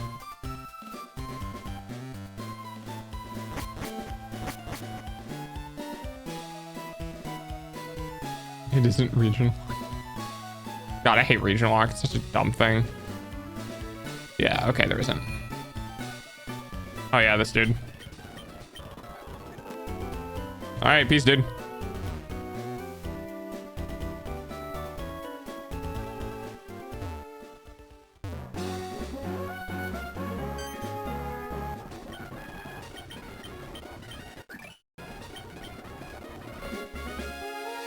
All right. Let's go get some levels.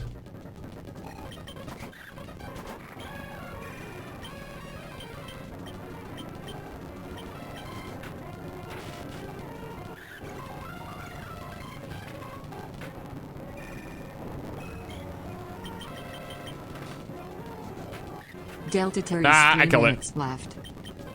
Yeah. Probably save it here in a second.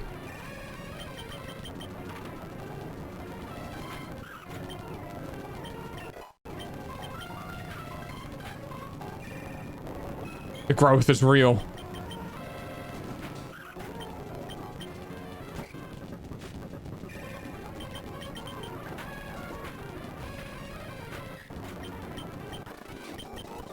Dude, Pokemon getting like twice as fast, like training twice as fast is insane.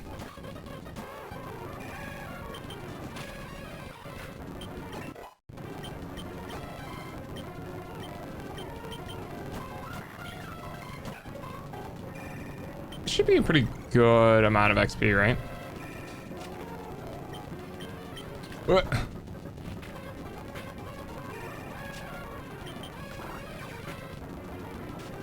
Now! Go faster! Go faster!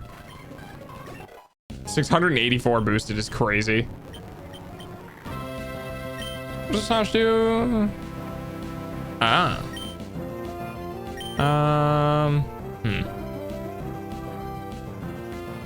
We'll do that. 2 levels? That's crazy. It's almost time for dog's hourly payment using your eyeballs. If I remember, suddenly couldn't play tonight. Oh, rip.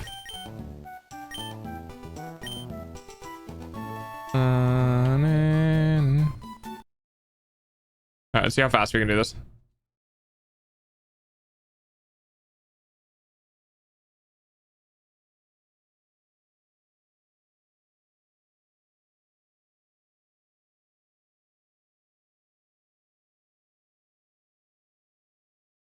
Oh my god, why there's so many of you?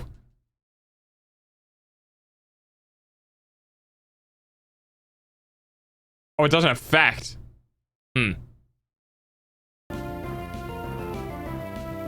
Well, this is awkward.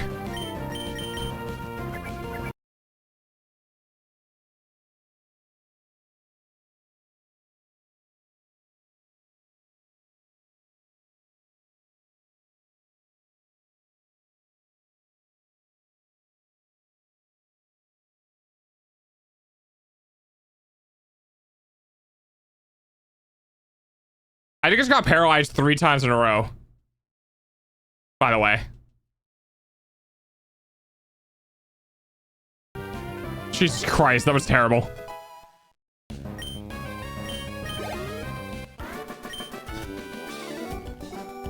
Aren't ghost types extremely weak in Starlight? I don't think so.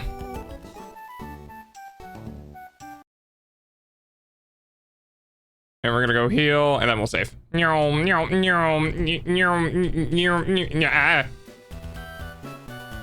think it just boosts fire type moves. I have to look it up though. Yeah, the Ninetales not dying has been real good.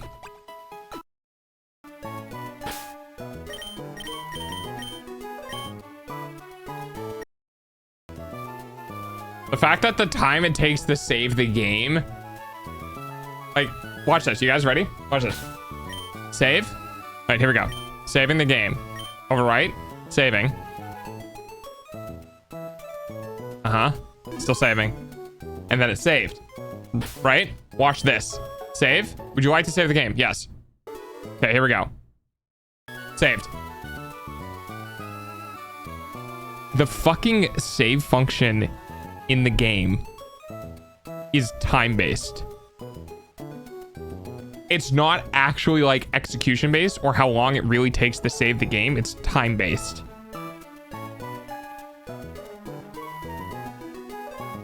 How fucking wild is that?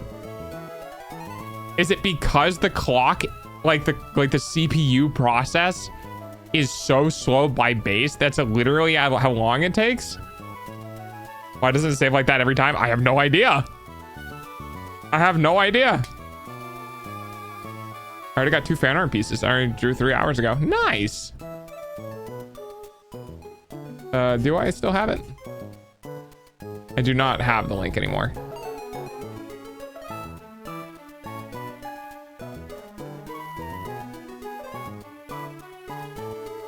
Are you on Xbox? I'm not. Why not save like that every time? Yeah, that's what I said. Oh no, you typoed and you said why not like that every time. So I assumed you meant why is it not like that every time? And I said I don't know because the game is weird. And then you said save like that, and now you're blaming me that I said it wrong. 8 ads. Should we just end stream so Healer doesn't have to watch the ads? Yeah, but you didn't correct it fast enough. All right, I saved. God, that was giving my... That was actually legitimately hurting my eyes. It was so bright. Hello?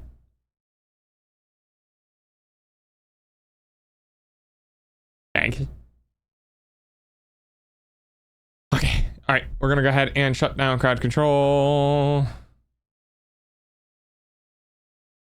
And like I expected, we did not hear from Very at all. So she must be sleeping. It's okay. You just read slow. Nah.